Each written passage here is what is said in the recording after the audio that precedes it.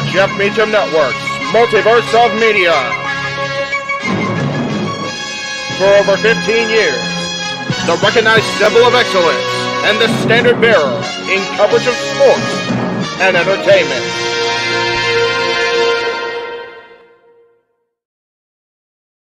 I'm such a standard bearer for this kind of stuff. You can't even see me on camera right now. I'm trying to do my best John Cena impression.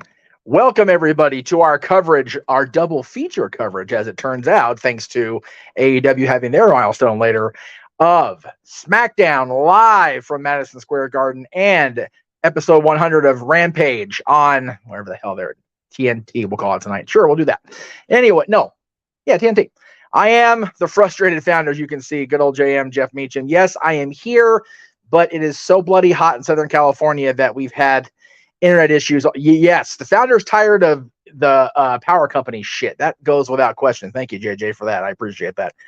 Joining me, as they have been planned to all along for this coverage of SmackDown, let's go ahead and bring the team in right now. First, the man who is literally at the button saving my ass tonight, as he do, the Renegade of Wrestling, JJ Williams. JJ, it's always, hey, we can see JJ at least. That's good, you know. It's always good to see JJ in the house.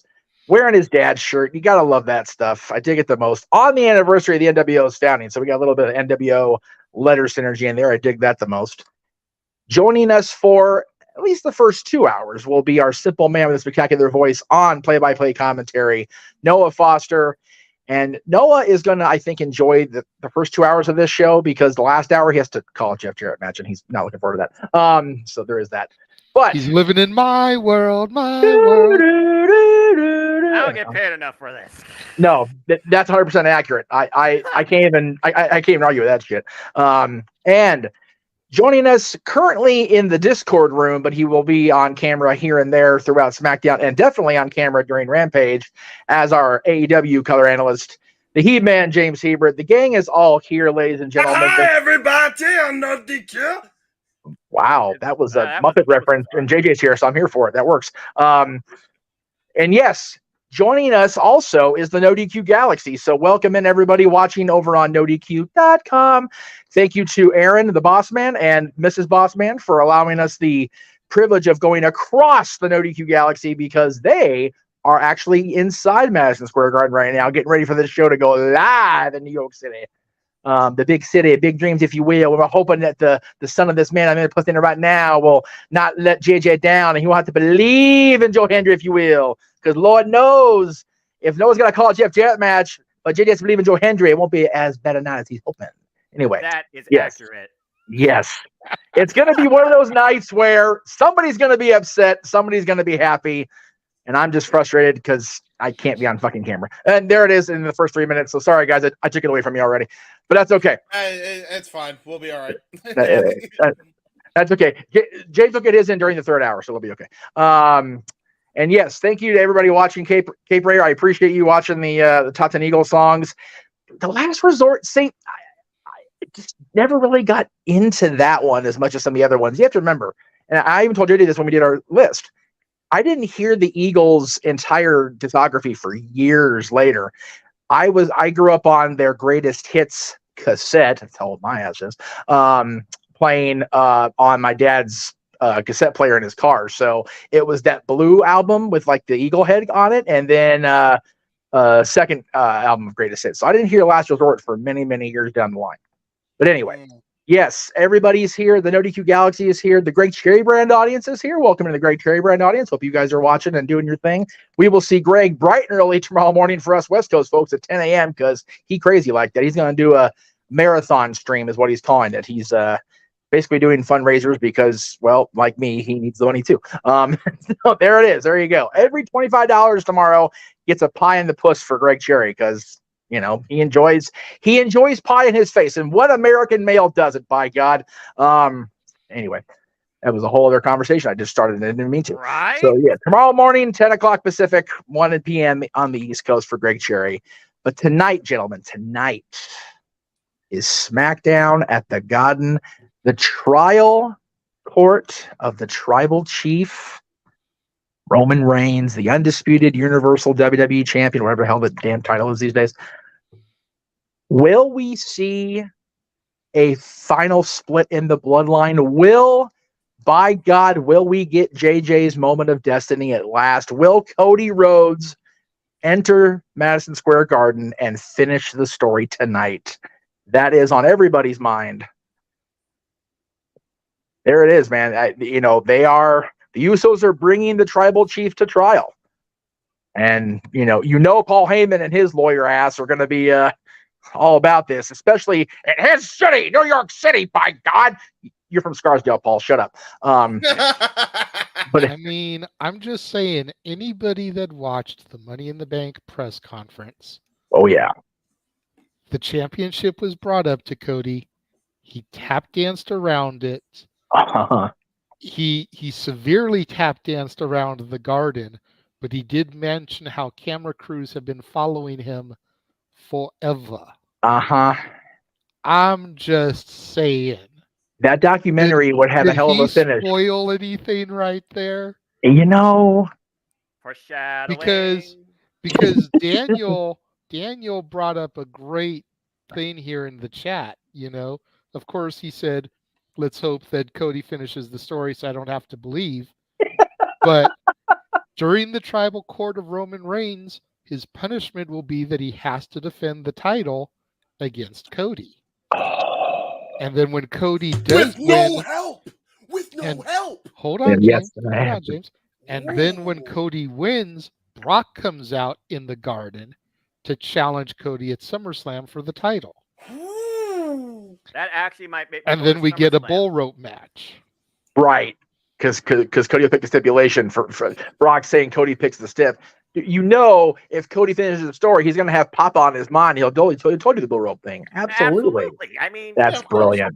Do you not remember the friggin' bull rope match at Great American Bash one year that literally, I believe, was it Dustin Rhodes who had it against, what year was it, and who was the opponent? Because I remember, and how thin that would be, especially with this month, Great American Bash NXT. Just saying, if they don't book a bull rope match, damn. I think it was Randy Orton and Dusty himself. Yeah, I remember it was right. Randy and Dusty. Thank you. Exactly. Yeah, and there you go.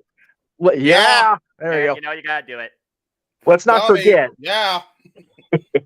Let's not forget, folks, that one of the matches that Dusty and Superstar Graham had in New York was a bull rope match. That is true. Need more cowbell.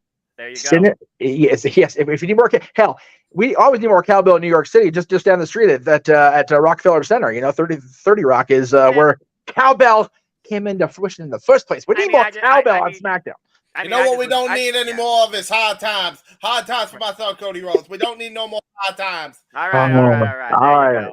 Yeah, JJ. I just listen to Blue Oyster Cult, Don't Fear the Reaper, and I get my cowbell also. But I mean, there is that. JJ, you have been the one who has been perpetuating this theory so much that every other source has picked up on it and ran with it, not giving you a goddamn bit of credit, because they all suck like that. But well, I mean, it's come to be expected in the journalistic integrity world that is the IWC. Journalistic integrity. Oh, I can't laugh like that right now. My shoulder still hurts. You can't do that shit to me. I got Disneyland 2 days in a row tomorrow. That's coming week. I got to be well rested for this shit. I can't be laughing and throwing my shoulder around a socket. What say you honestly? Do you believe enough at this point, JJ? We are literally 5 minutes away from this show going live across the world. Do we see the American Nightmare finish the story tonight? Put you on the spot, brother. This night's really about JJ. Put me on the spot. Okay, here we go. Let him talk to you. Wow. Okay. As I definitely am starting to have my doubts. No. I am, because as much as Noah is pleased to hear me say this, the storyline and everything that is going on seems to not be favoring Cody when it comes to Roman and the titles. Right. You've got Jey Uso, main event Jey Uso. You've got Jimmy. You're waiting for Solo and that shoe to drop. You've more than likely got The Rock waiting in the wings. It's not impossible. Right. But I definitely feel at 4:55 p.m. West Coast time, it's improbable. Oh, Ooh. And it pains me to say it because this Yeah. has been what I've called for since WrestleMania. Yep. But granted, Noah's favorite phrase since the draft, brand split LOL. Right. Mhm. right. That's fair. I mean, it could happen. Good. The fact that Cody mentioned this documentary that's being filmed during the press conference gave me a little bit of hope. Yes. The question is, how do they work it? Yeah. You know, Daniel's idea is great. You threw out something, either it was immediately after Money in the Bank last week or it was on open mic night last week, where you were talking about how Roman is just so livid at everything. He comes out there and he's like, I don't care who it is. I don't care what I have to do. I am fighting somebody tonight. Wrestling has more than one royal family. Right. Yeah, exactly. So, like, that could be a way to work. You know, Matthew says it right here. Anything can happen in the WWE. Anything can happen in the wrestling industry. Let's be honest here with this year, especially. All right. That's why you're an Yeah. awesome producer, man, JJ, because right above that was another Vinceism I was going to put up there. No chance. You know, I was going to use both of those. So the audience is divided even on this. Yeah. So I love it. I love that the storytelling has got the audience not knowing. That's the best kind of wrestling right there, when you don't know. Right. It's beautiful. Right. Oh, Big G with the $5. Receive... I'm sorry. What's that? Go ahead, Jeff. No, you're good. Go ahead. I'm sorry. Go ahead. We did receive a super chat from Big G, $5. Thank you, G. Says, here's the reality. Roman will hold it till Mania 40 and rematch at 40, and Cody wins in Philly. Stop with The Rock already. Yeah. I mean, yeah. The Rock thing is going to be what it is, G. It's just so many people want it. Right. You know, if you figure that the bloodline, storyline wise, starts with the High Chief Peter Maivia, it's got to lead to The Rock. One would think. You know, I mean, his first WrestleMania match was against Rikishi as the Sultan. Yes. Bloodline match. Yep. Yeah. His first WrestleMania main event was in Philly. Yep. So there's just so much towards The Rock here for him to be Roman's final boss. Right. You've got to kind of speculate about it, G. And yes, to be fair, you know, The Rock. People have to kill a couple things in mind. First of all, Big G is likely going to WrestleMania 40, so I and again, this could be me, my projecting my own belief on him. I think he's not trying to get himself too hyped on The Rock, but being there that way when if he doesn't show up, he's not let down like a lot of us were in Hollywood, which King Mike points out it would have been Hollywood. The Rock was literally getting, you know, in full XFL mode during WrestleMania season this year. So I don't think that was, as much as we wanted to believe it was a possibility. I don't think Dwayne was in Rock mode during those 10 weeks of XFL, and I don't think we should have expected him to be. So I wasn't. So and WrestleMania 39 was fine without him. Honestly, it was a great 2 nights of Mania for me. So. And Mr. Money in the Bank is another consideration. Damian Priest has that briefcase. Always lurking, always in the shadows is the Money in the Bank contract holder. We got to consider that Roman Reigns, for the first time in over 3 years, and of course we'll talk about this more as we literally have SmackDown more seconds away. For the first time in 3 years, he was rendered mortal. Yeah. By family, no less. Yeah. I mean, very compelling case. I just wonder, what role does Paul Heyman play? Is he not only prosecutor and also judge?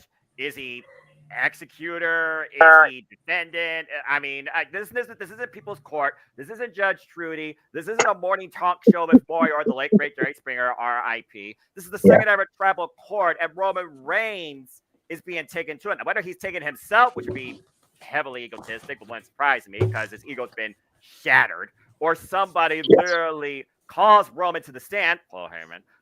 That remains to be seen. And we saw what happened when Tribal Court opened Monday Night Raw and what it led to.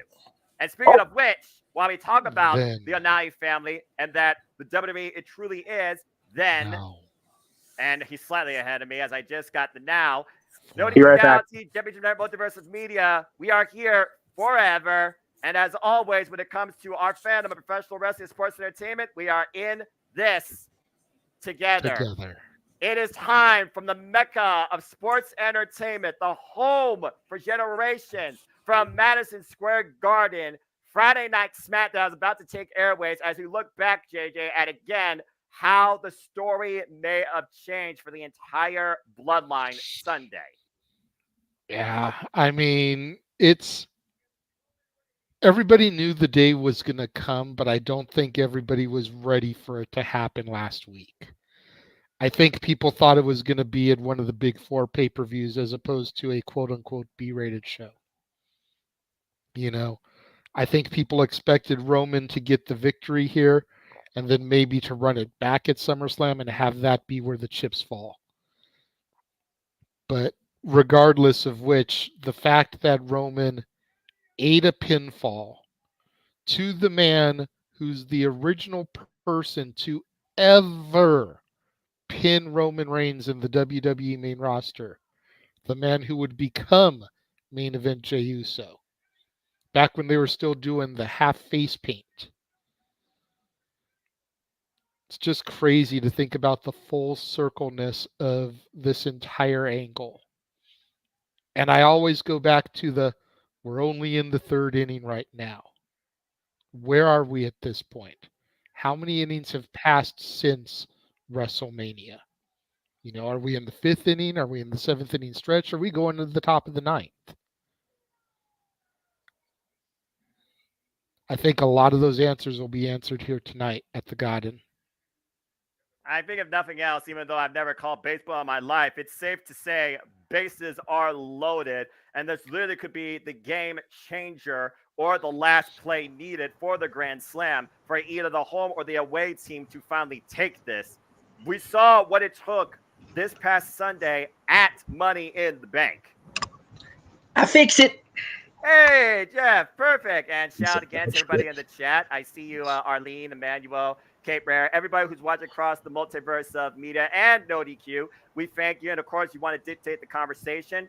Super chat, it's as simple as that, but we will be acknowledging you, of course, in between with commercials, matches, and of course, during segments, because there certainly might be dead air here at times, but I'm pretty sure everyone's going to be nonstop focused on what could happen and what is anticipated tonight from Madison Square Garden. Madison Square Garden is where moments are made, and truly in WWE, particularly, anything can happen. And with Roman Reigns finally humbled against his own bloodline, what awaits for the Tribal Chief tonight? Here we go, guys.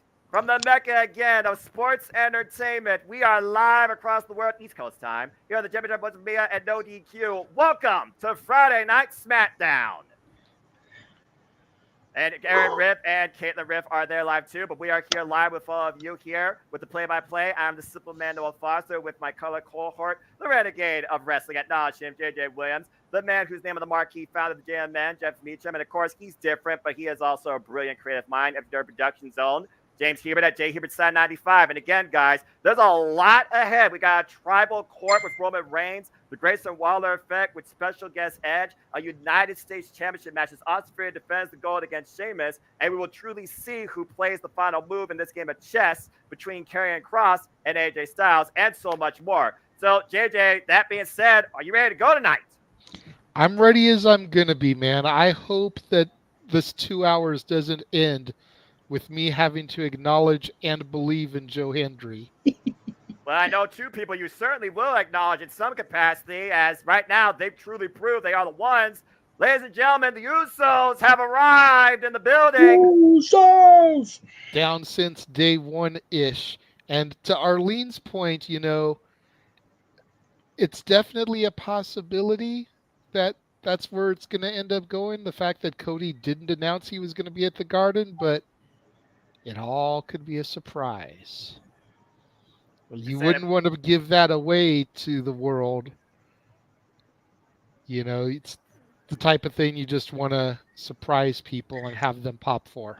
Just because he was the worst kept secret at WrestleMania last year doesn't mean he always has to lay all his cards on the table every time, boys and girls. Yeah, that's true. I see your hand up. So quick thing, Noah, are they taunting? Like, what are they doing? Oh, right now they're just taking it in, man. Just, going against the crowd, taunting as the Tribal Chief, Roman Reigns. He is literally in the hot seat. Moment of truth tonight, as we know it, for our WWE Undisputed Universal Champion is mere minutes away. Right. And I gotta wonder this, JJ, to your point, as you talk about finishing the story, anything's possible, anything can happen. At this point, what does Roman Reigns need to do to find maybe that confidence that I think that he's finally lost in himself, or at least has finally been shaken to quite a degree this past Sunday, as looks like Jimmy and Jay both got a mic here. Maybe they can give us some foreshadowing. I don't think Roman really lost any confidence this past week. It's hard to take that away from a man who's in God mode. Right. And Roman has been that guy for the last 3 years. Yeah, he ate a pinfall. Yeah, that's going to suck. It's going to rattle you a little bit, but you can't let stuff like that take you down and keep you down for long. No. And he still has the wise man to tote his excellence. That's another thing I was going to ask you about. A wise man once said, ... What has Paul Heyman possibly been trying to either encourage, inspire, or distract maybe from that loss in Roman Reigns? He isn't his advocate. He isn't his manager. He is his special counsel. He's the guy Roman Reigns goes to for that type of acknowledgement, if nothing else. And speaking of, well, Cuckoo Kajube, here comes the walrus. That's right. On Ringo's birthday, no less. And if you don't know, he's going to tell you his name here probably in a moment.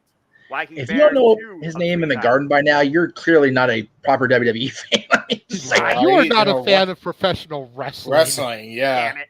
Yes, Billy Corgan. If you don't know Paul Heyman, you're truly not a fan of professional wrestling. Why does he not know Paul Heyman? No, but he said if you're not a fan of Tyrus, then you don't know wrestling.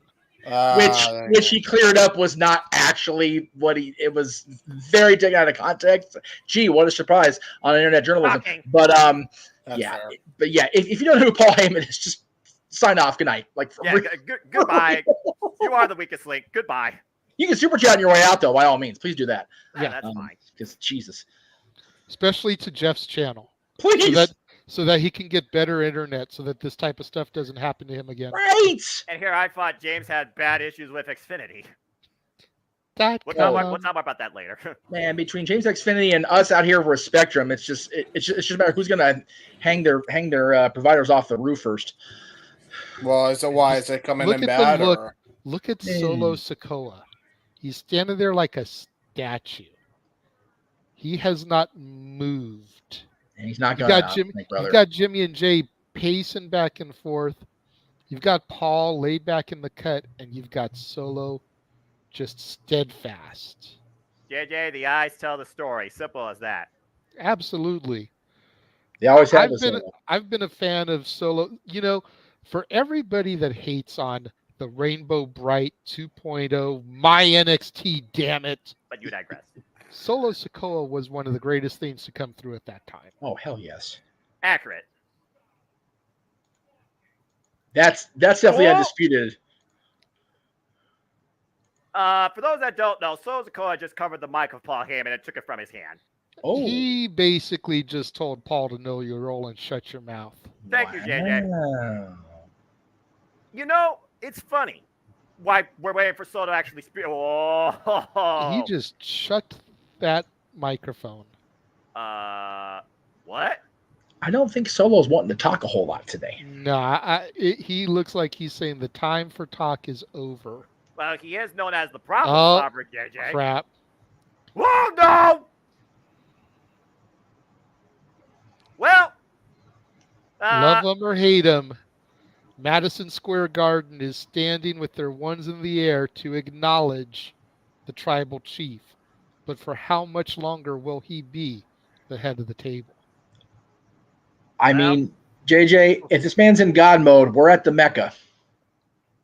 this is That's the gathering fair. of the immortals at the freaking height of Mount Olympus at this point. If you really want to go that far as somebody beyond human, as the tribal chief Roman Reigns comes out wearing the brand new WWE Undisputed Universal Championship, as you alluded to, JJ, for over 1,100 days, surpassing Pedro Morales.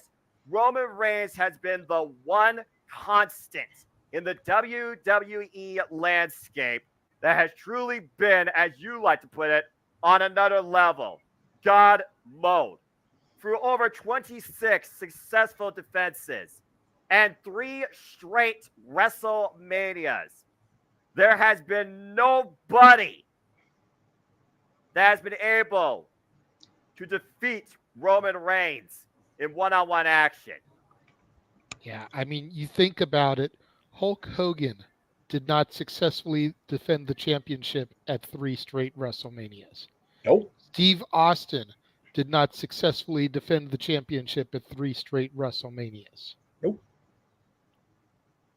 And the Even tribal, Triple H, I don't think, defended successfully the championship at 3 straight WrestleManias.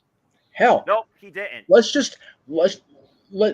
talk about the elephant in the room in the ring. The Rock didn't defend the WWE Championship at 3 straight WrestleManias.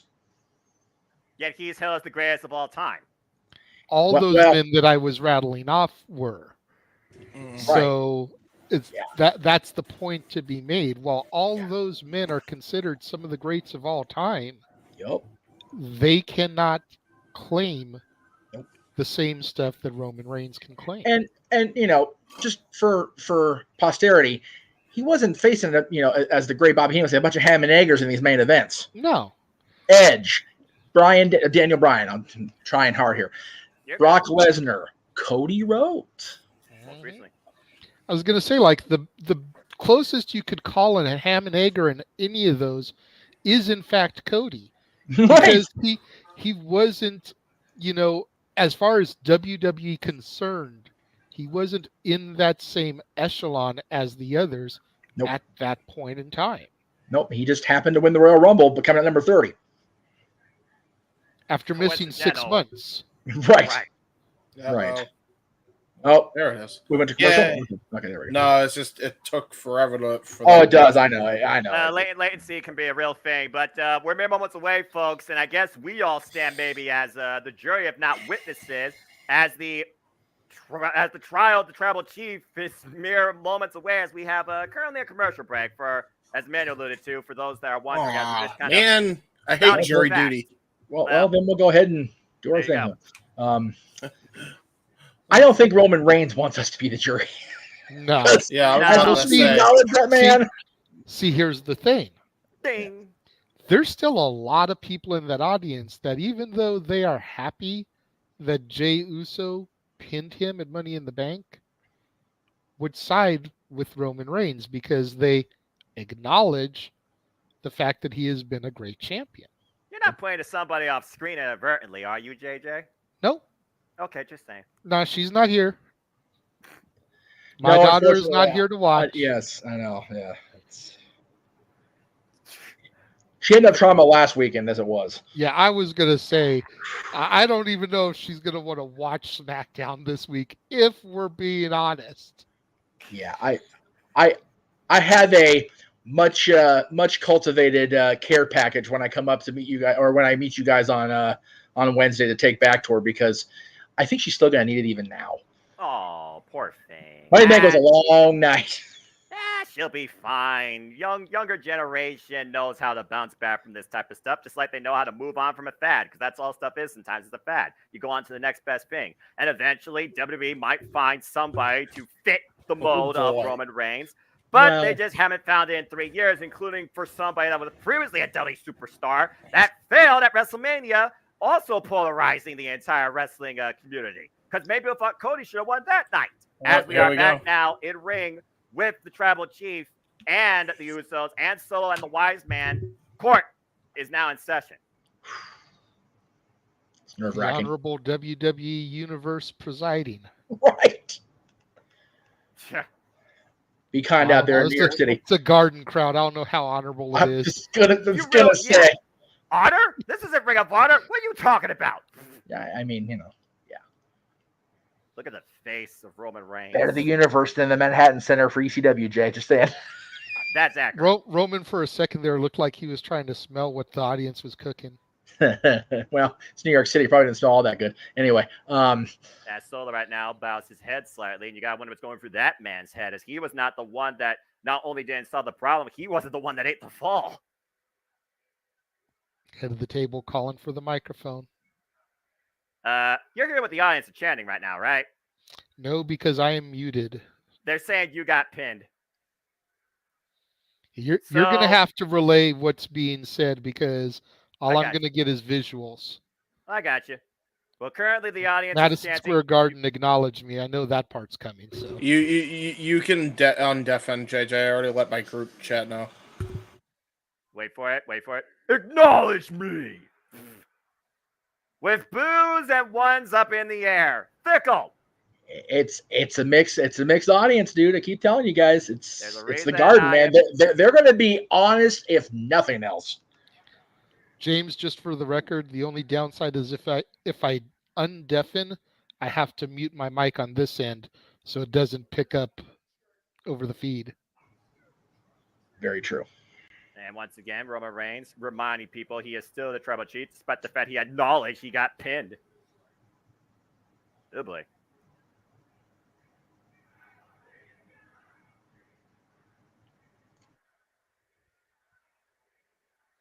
Tribal Chief chance raining out.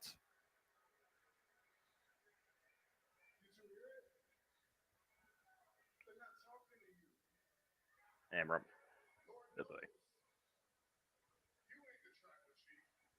Roman Reigns reminding Jimmy Uso he's not the Tribal Chief. But the audience reminding Roman that they are the Usos.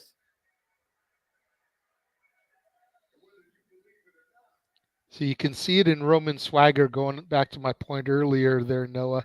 He hasn't lost a step. He still has all the confidence in the world. Well, like you said, JJ, he is still the champion. Yeah, that's when you have to worry about the confidence being shaken, is when Roman finally loses the strap.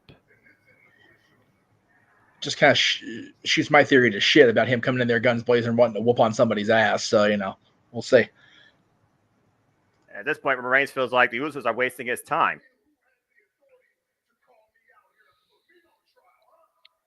Well, at the end of the day, Roman feels like they're beneath him.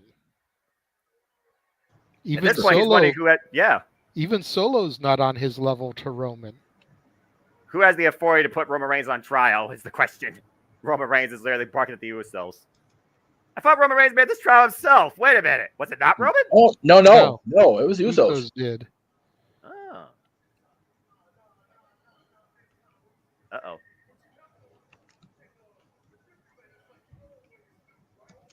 No manipulation. Uh-oh. The Usos, with their own video evidence, presenting Exhibit A. Oh, boy. Let's take a look at this retrospective, JJ, because this might talk a lot about the story you've been telling. Uh-oh. To be fair, their YouTube channel's been damn good at documenting all this. Accurate. Yep.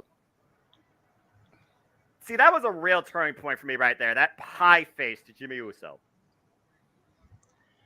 I will be off screen, but still here, guys. Be right back. That's fair.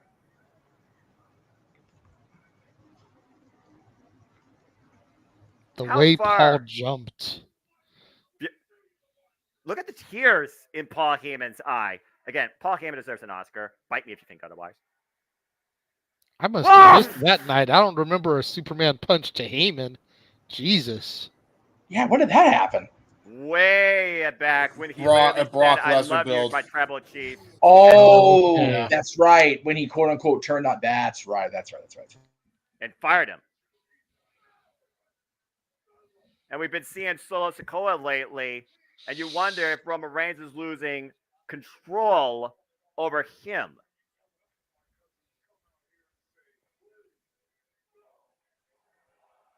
Ooh.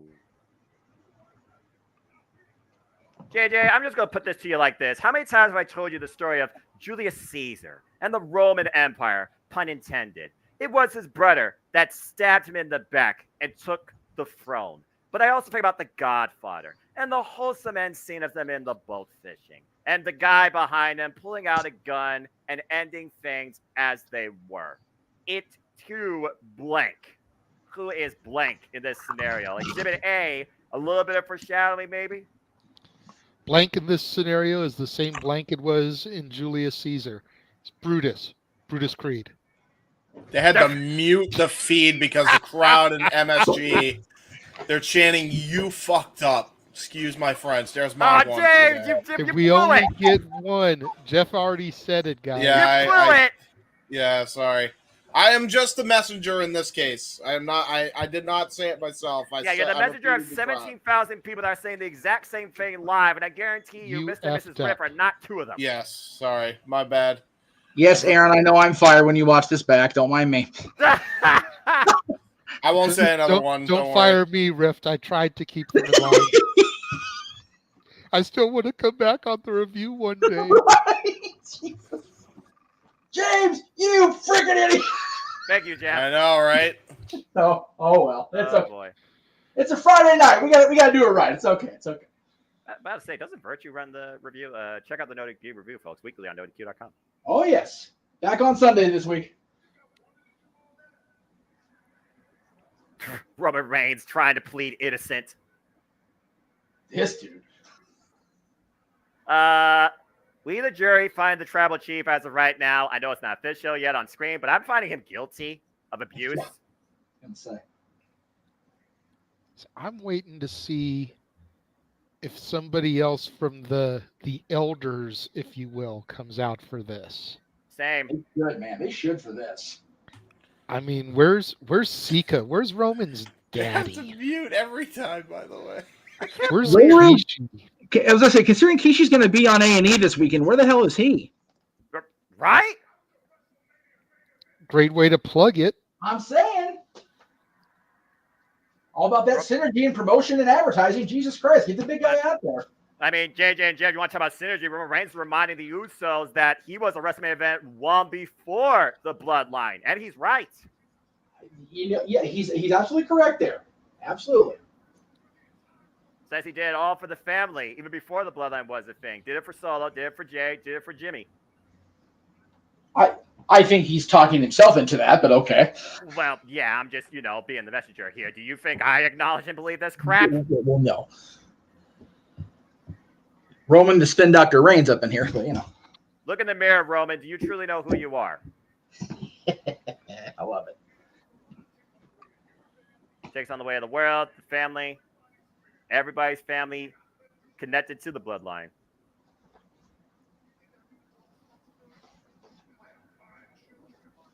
Five children? Jeez. Roman got 5 children? The bloodline will never end. Golly. It truly is forever.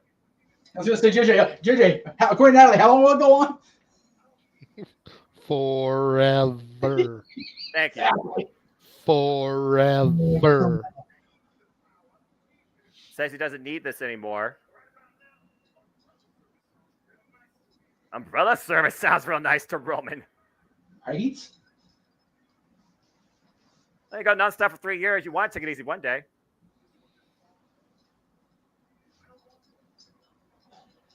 Roman doesn't want it? Doesn't need it? What? It looks like he's about to cry. Crocodile tears. The audience, take it. Wait, what? What? He says he's done. Done with all of it. You want it, it's yours? He's done. Wait, what? Wait, what? Wait, you're done? Done with what? You're still the champion. You literally just... He's looking at Jey Uso right now, face to face. What is going on here? Is this going to be our setup for the rumored SummerSlam match? Well, passing up the torch, maybe also. I mean, you did call JJ at one point. He literally was trying to, quote unquote, make Jay the next tribal chief, head of the table, the leader of the Eye of the Relevancy. As the Iron says, nah, hey, goodbye, and Roman Reigns takes off those tribal beads that he literally has been wearing since receiving them from, as you alluded to, Alpha and Sika. He's literally worn those every match, every daggum segment probably he's come out with.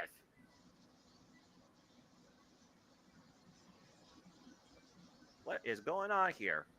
He ain't gonna want Collusion. it. I mean, you saw what happened with Paul Heyman one time, right? I'm just saying. He's gonna toss it to the ground. No, he just put them on Jey Uso.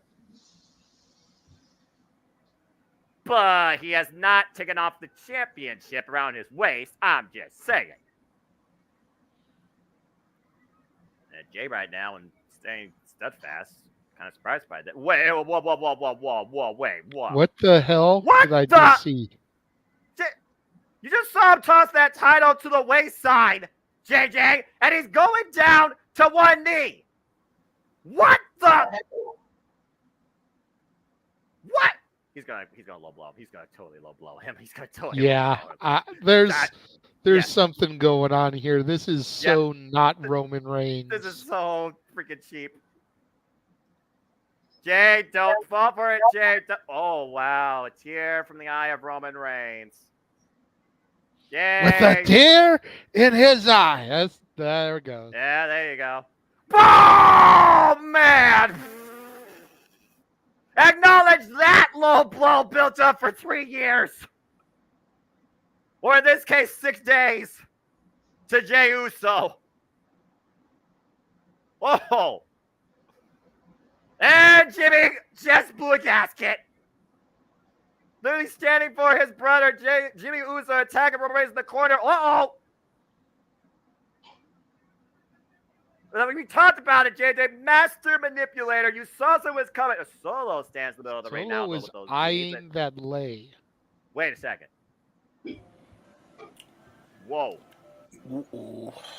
Hold the phone here.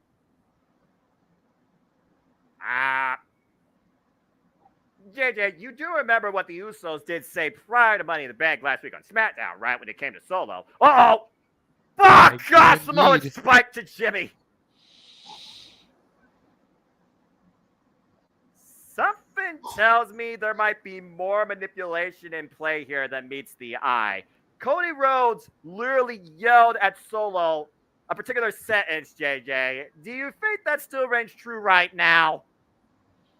I think it is. I mean, look at the way that Solo is eyeing it. He has it in his hands. Does he keep it or does he give it back to the tribal chief? In other words, JJ, let me ask you this. Is he ready? I definitely don't believe Solo's ready. He's still too young.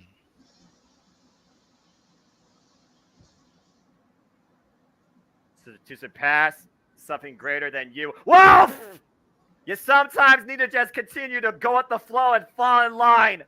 And Jey Uso having enough of this, attacking Roman Reigns. That's Solo Sikoa once again coming into play. Big Uranagi! Ooh. Lance Jey Uso.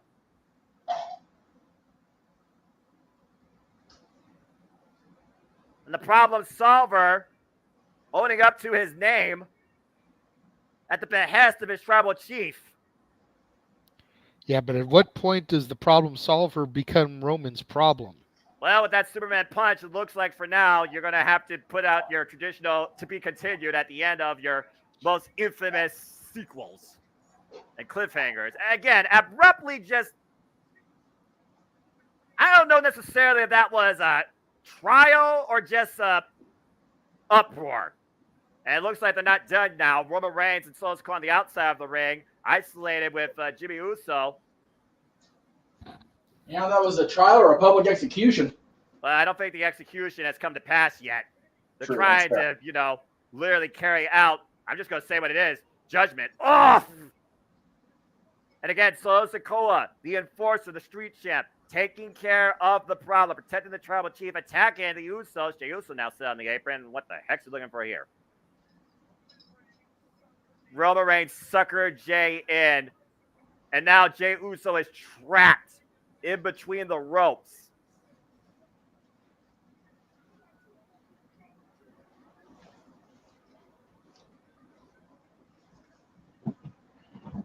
I'm just listening to Roman in case you're all wondering. He's saying, you'll never be the tribal chief as long as I'm alive. You'll never surpass me. You knew he would come in here just armed for bear, boys. Again, like we said, JJ, we talked about it. You said it yourself. Roman Reigns hasn't lost confidence. If anything else, he's reinforcing that everybody else who dares not acknowledge him, damn well should. And he just took Jimmy Uso out with the belt. And Roman Reigns continues the assault. As Solo keeps Jey trapped in the ropes there. And there's nothing he can do about it. Now, this is just sick and sadistic at this point. Yeah, this is unnecessary now. This is just a reckless assault by Roman Reigns. Jey Uso literally watching his own family fight amongst each other. Uh-oh, here come the steel stairs. Right to the side of the head. Jimmy Uso laid out. And JJ, think about this. They called this the Bloodline Civil War. Our Civil War in this country was literally brother versus brother. You've got a brother forcing his brother to watch his other brother get bludgeoned by family. Yep. This is just barbaric at this point. And at this point, guys, Roman Reigns ain't even done yet. No. Not by a long shot.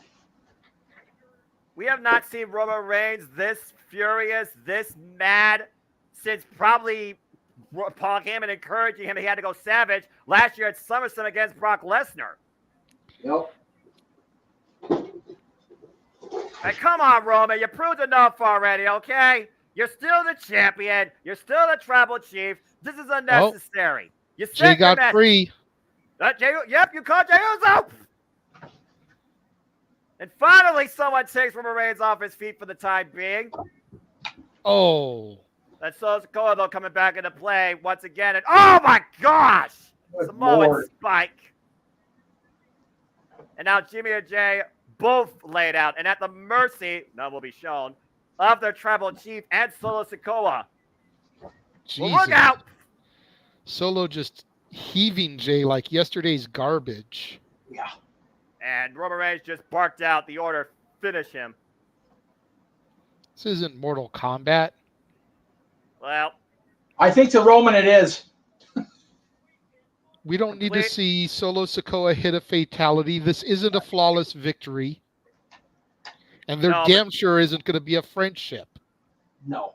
But this is a message, JJ. And now Roman once again burying Jey Uso, this time under the chairs, while Jimmy Uso is laid out across the announce table. This is a message to anybody that dares try to embarrass the tribal chief, let alone take his place. We're going to think about it. And Solo up on the barricade. Oh, crap.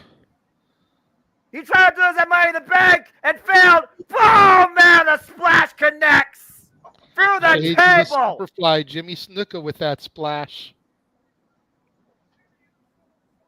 Jimmy Uso crushed. Jey Uso unconscious. The Usos left in a heap. No bueno. Courtesy of the tribal chief. And Paul just kind of sauntering over there gingerly. Yeah, I resent that. You know, Paul Heyman, the innovator of Extreme, JJ, we talk about all the time, the eyes tell the story. Paul Heyman being the MVP after this entire saga what's going through Paul Heyman's mind right now? I mean, we know he acknowledges him, but don't you think there's a sense of fear? Absolutely. That's why he acknowledges him. He is deathly afraid of Roman, what he can do to him physically, and he's afraid of what he'll be once he loses him. Arguably, Roman Reigns is Paul Heyman's greatest charge. And that's saying something when you think of the laundry list of talent that Paul Heyman has managed. But none of them have ever been on a tear like Roman Reigns is right now. And that concludes this edition of Tribal Court. Stay tuned for episode 3 at Time to Be Determined, to be continued as the Usos laid out, courtesy of the Tribal Chief and Solo Sikoa. Acknowledge that. Well, that was a message sent, and something tells me the Civil War is not the end game for the Usos and Roman Reigns and Solo Sikoa. I don't think the Bloodline saga is over by a long shot. Oh, definitely not over by a long shot, but again, just kind of trying to figure out where in the story we still are. Well, let's go ahead and see what you all got to say about that in the chat. Again, JJ, like you alluded to, it feels like he was playing up to Jey Uso. Jey Uso fell foot, hook, line, and sinker. Dumb baby face. But it was Jey Uso, full circle moment. He got the fall. So right now, even though the Usos was laid out, does Roman Reigns sense that Jey Uso is right now the most dangerous presence or biggest threat to his empire? And he tried to take him out tonight. I mean, that's a fair assessment. You know, there's strength in numbers. Solo is Solo. He's a mercenary. He's a bounty hunter. He's only out there for the highest bidding. You know, Solo gets fed up of Roman and he becomes an island of one. Because let's be real, even with Heyman next to him, there's not a whole lot that he can do. Mm-hmm. It still becomes 2 against 1.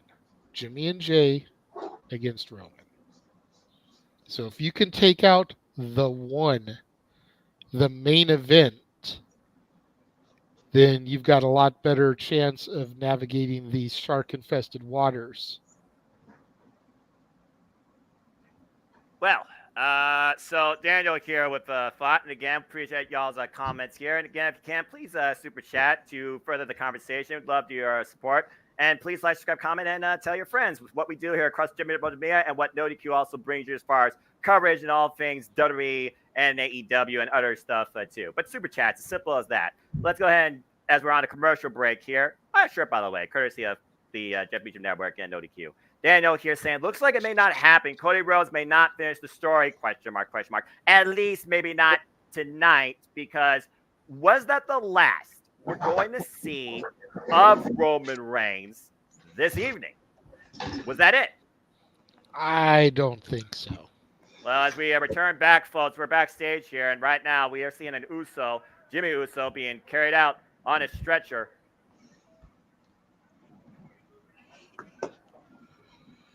Jey Uso right now looking out for his brother. I want to take you back what we just saw moments ago. Because Roman nobody Reigns. was watching for the last 40 minutes of television. Yeah, but imagine that, JJ. Someone tunes in, just flips the channel at insert time here, and sees this segment. Roman Reigns blowing his own flesh and blood, and then the master manipulator with the ultimate assault, pun intended, insult to injury. Think about this for a second, gentlemen. We just went almost 40 minutes with this segment. We've still got the Grayson Waller effect with Edge. And 2 matches announced. That very well could be all that we have today. Show. Jesus. Oh my goodness. Like if something drastic doesn't happen, like that literally could be the entire show. Now, plus the dark match, the Garden Crowd's going to get when we sign off with them. But well, I mean, Jimmy Uso. We don't really see that. Well, yeah, and to go with your point, I almost wonder would it have been better off to save this as the close if that's really all that this was, because as of right now, one thing that's for sure, Roman Reigns is still your champion. And once again, remind you why he is the tribal chief. Acknowledge that as Jay looks like he's going along with his brother Jimmy to a local medical facility. I don't know. Adam Pearce is right there. The scrap daddy himself. He looks a little pissed. I imagine. Daniel could be onto something about, making Roman have to defend his title after that massacre against a mystery opponent. Yup. That could be how we work it in. It is still possible. You've still got an hour 19 left, Jay. There is still a chance. Well, Jim, you're telling me there's a chance. Yeah, I'm about to say, you guys do talk about anything as possible. Is it possible for Sheamus to take the United States Championship now against your boy, JJ, as it's A-Town down in MSG, Madison Square Garden with Austin Fury? Time for a United States Championship match. I was going to say, if I can interject, there is a way it can happen. 2 out of the 3 members of the Bloodline are at odds, and they're in the hospital.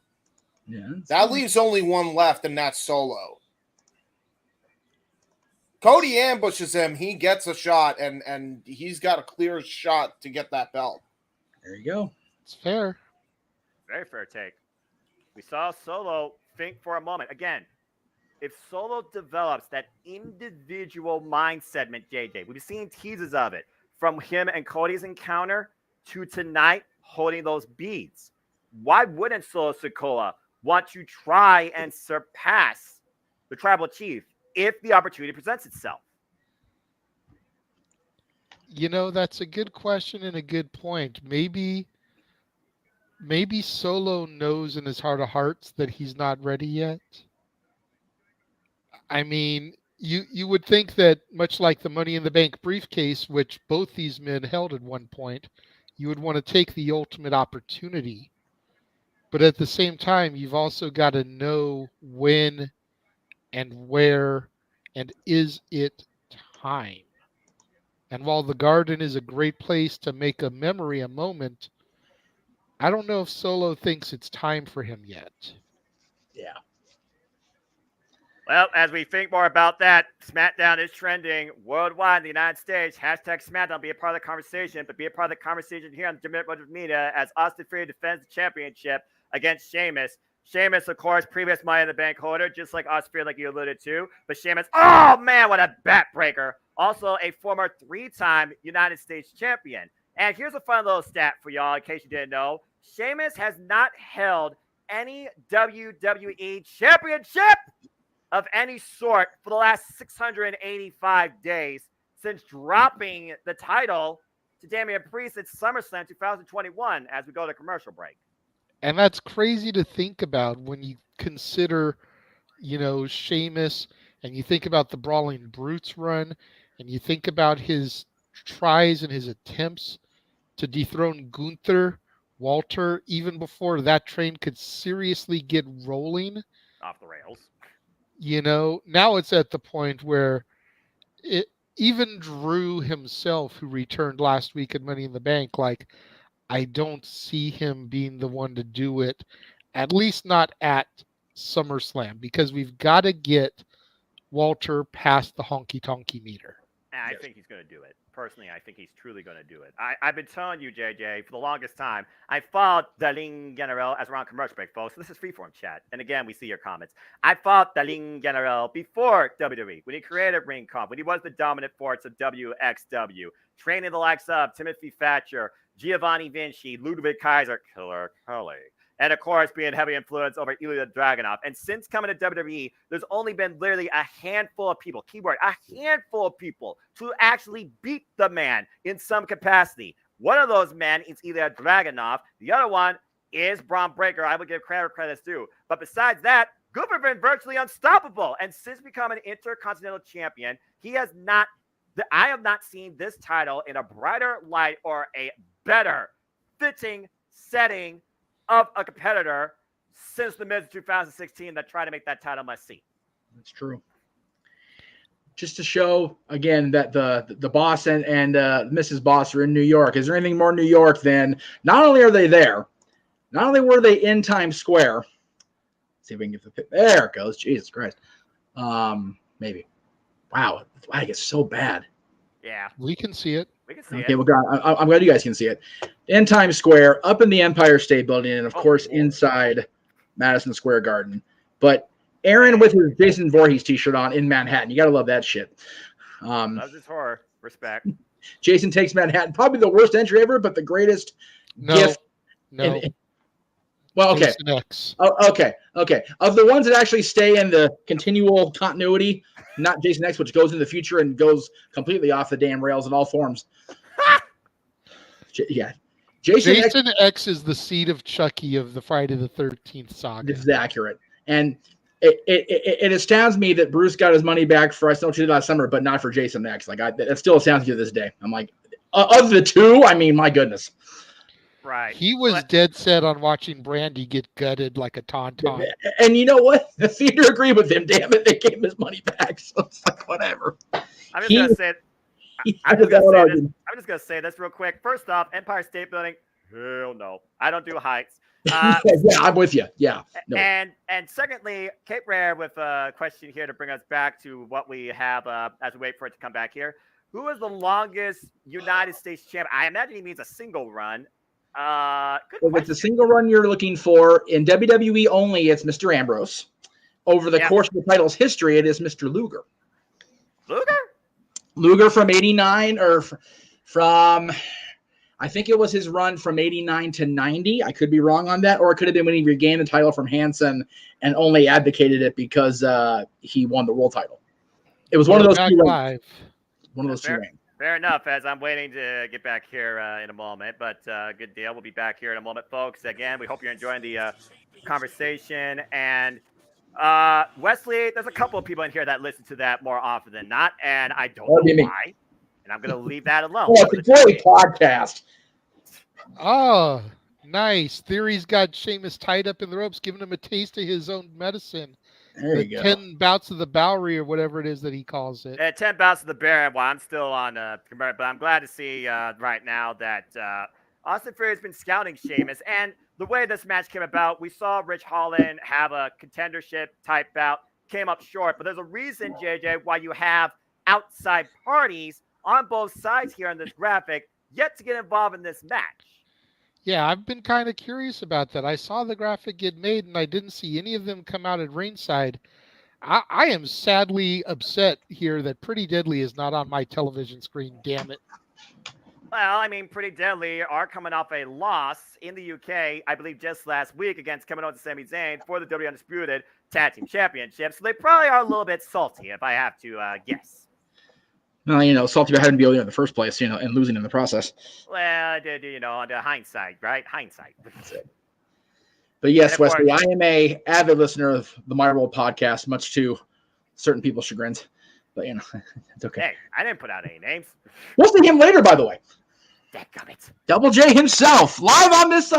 Well, not on this screen itself. I'm already right here. What are you talking about, me? I say we got a real Double J. Double J right here live. And I acknowledge I'm back here. Well, you're a renegade, Double J. I'm talking about the multi-time world champion, the greatest wrestler in the history of the state of Tennessee, not named Jerry the King Lawler.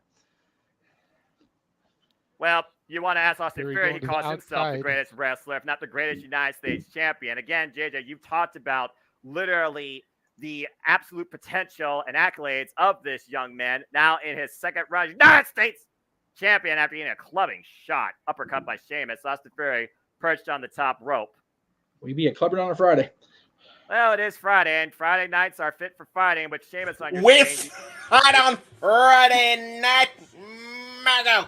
Yeah, well, it's fight night, and Sheamus looking again for his first championship in basically about 2 years.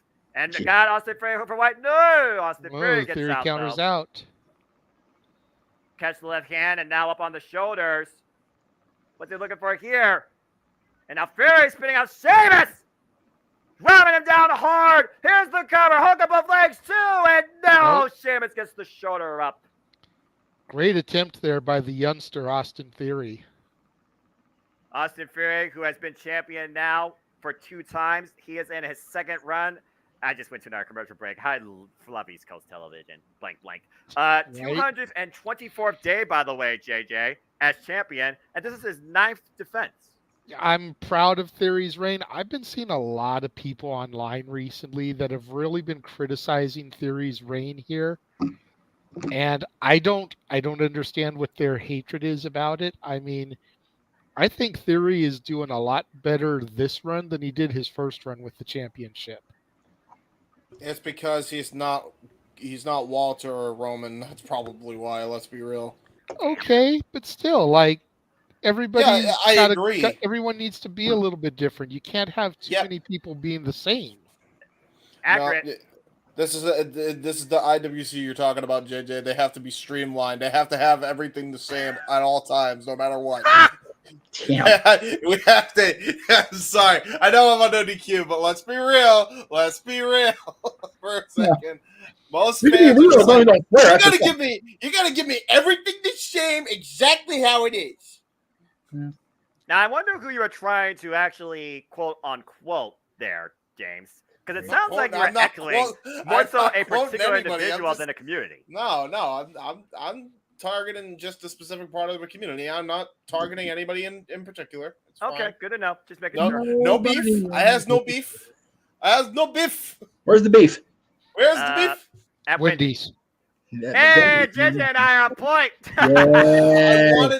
I wanted Wendy's so bad because I had an option today. Like right before I'm coming in, I'm rushing to get home. Casey's driving me home. I'm like, Okay. I so- wanted Wendy's, and I had to settle for freaking Burger King, man. I was Oh, so sad. Oh, I'm man. just going to so say sad. this real quick. Despite the fact that I'm only 134 pounds, my Wendy's go-to order is a triple baconator and a large shake and a large fry. But I haven't God done damn, that. you're eating your weight in Wendy's. No, Jesus. Well, I mean, I Yeah. don't eat Wendy's like every day. I mean, Well, I no, can't think last time I had no, Wendy's. No, but you having a triple bacon and all that is your weight in Wendy's. Yeah, exactly. What are you It's doing, not bro? that big. See, I Well, always go for the 4 for $5 thing. You know, I Yeah, get boy, there you the go. junior budget. bacon cheeseburger, whatever, the On a nugget. budget. I swap out the fries for a baked potato. They let you do that. Then the Yes. drink. Why Yes. is it when we cover WWE content, we go into food more so than the actual content on screen? Because I'm hungry. it is. Is that, Okay, is that there's kind of- literally a Gordon Ramsay Food Stars commercial, and you're asking why we're talking about food. Damn. Yeah, I'm just saying, Noah. there's that. This is It was meant to happen. This is WWE's This is fault. the way. This is the reason why me and James argued about circle burgers versus square burgers during your NXT. Yes. I we mean, it's did. not even like they're doing the picture where we could call it while they were at commercial. Yeah, that's we're now honestly back, by the way, ridiculous. ladies and gentlemen. And we got clubbing shots in the corner. Are you not entertained, folks? At least there's entertainment. More entertainment than on screen because they don't give the WWE individuals enough on-screen time. Oh my! Entertainment. You want a taste? Anyway, you want talk to more talk about that about later. entertainment? You want to talk about some entertainment? Sheamus and John Cena both playing the same character in the Ninja Turtles franchise. Right. Think about that for a minute. That's right. Oh, wait. Even I know that. I haven't even watched either of those. And meanwhile, Austin Fury might be set up here for the Celtic Crow and escapes. Again, JJ, let's also try and bring people back into focus here with the product. This Yes. is for the United States Championship. Only way to win the title is via pinball. Oh! Or submission inside the ring, countering the rope for Yoko, man. Theory with some great athleticism there, doing that jump through the rope, roll through. Sheamus with a clover leaf here. Submission move, dead middle of the ring, and here comes Oh. Pretty Deadly. Here they come. Yes, boys. And they can't get involved here, otherwise they risk disqualification. And and it looks like Elton is about to eat 10 beats of the Bower and oof! 3, 4, 5. That made my 6, chest hurt. 7, 8, 9. Oh, and a Oh, boot drop kick by Theory. on the 10th beat, by the way. And that might be enough as he's got Sheamus Going up on the 8 shoulders. down. No counter. Oh, what a knee. That might be enough. Hook in the knee leg, 2 new champion. No. Whoa. Man. Sudden offense. Here comes the rest of the brutes. Rich Holland Yay. and Butch, who was involved at Money in the Bank literally just this past Sunday. And they've had quite the rivalry lately since Pretty Deadly's been drafted to SmackDown. Holland's still upset after Pretty Deadly cost him last week for a chance at the title.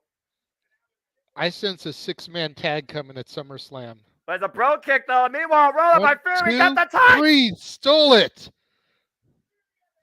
Still your United States champion. The Fury had the tights, JJ. Highway robbery. Your boy escapes with the title again. Win if you can, lose if you must, but always cheat. Well, again. No cheating if you don't get caught. I know. Typical You ref ain't mentality. cheating, you ain't trying. That's fair. Well, as Austin Fury took the opportunity to escape with his United States Championship, still to come, the Grayson Waller effect welcomes the Ultimate Opportunist Edge. And folks, that is up next. Man, the Garden's going to go ape shit when Edge goes out there. As they should, dang it. I love it. But speaking of going ape blank, how about Cody Rhodes when he heard Brock Lesnar was in the building?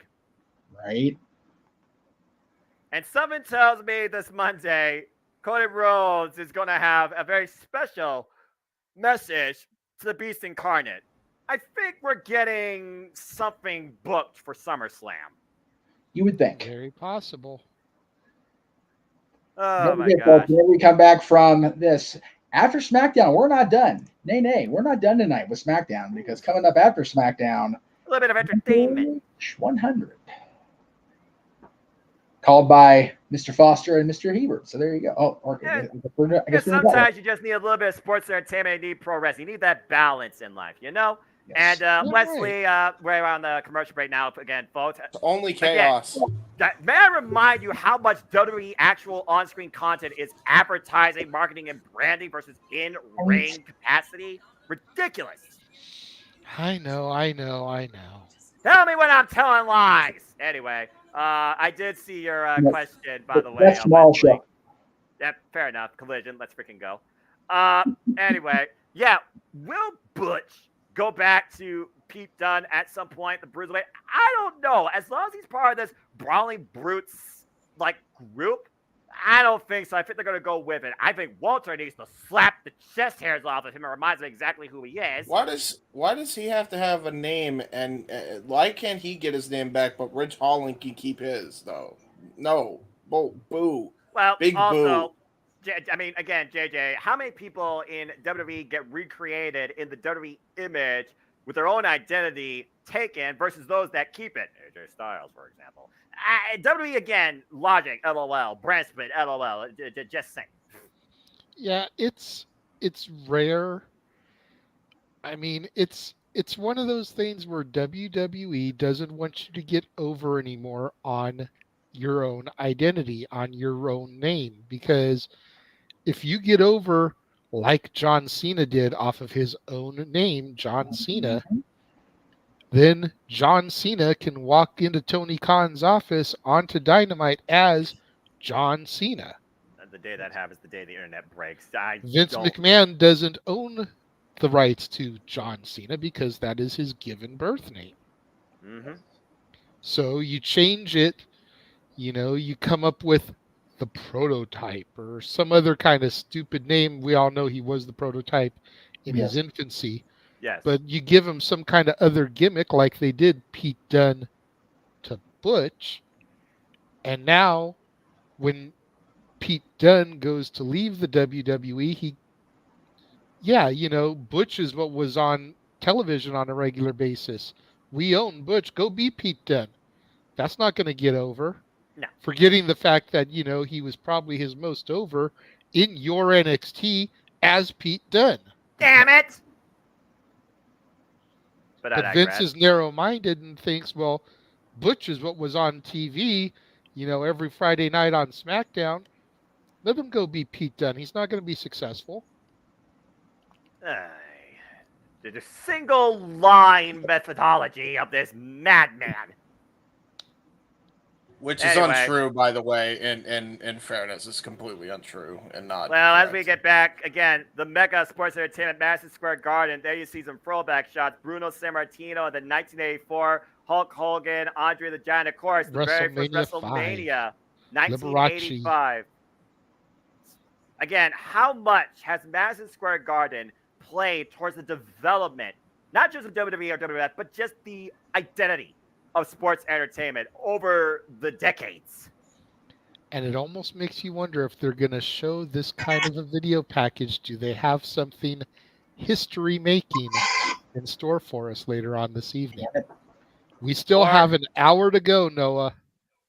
Yeah, but in this day and age, you don't talk about history.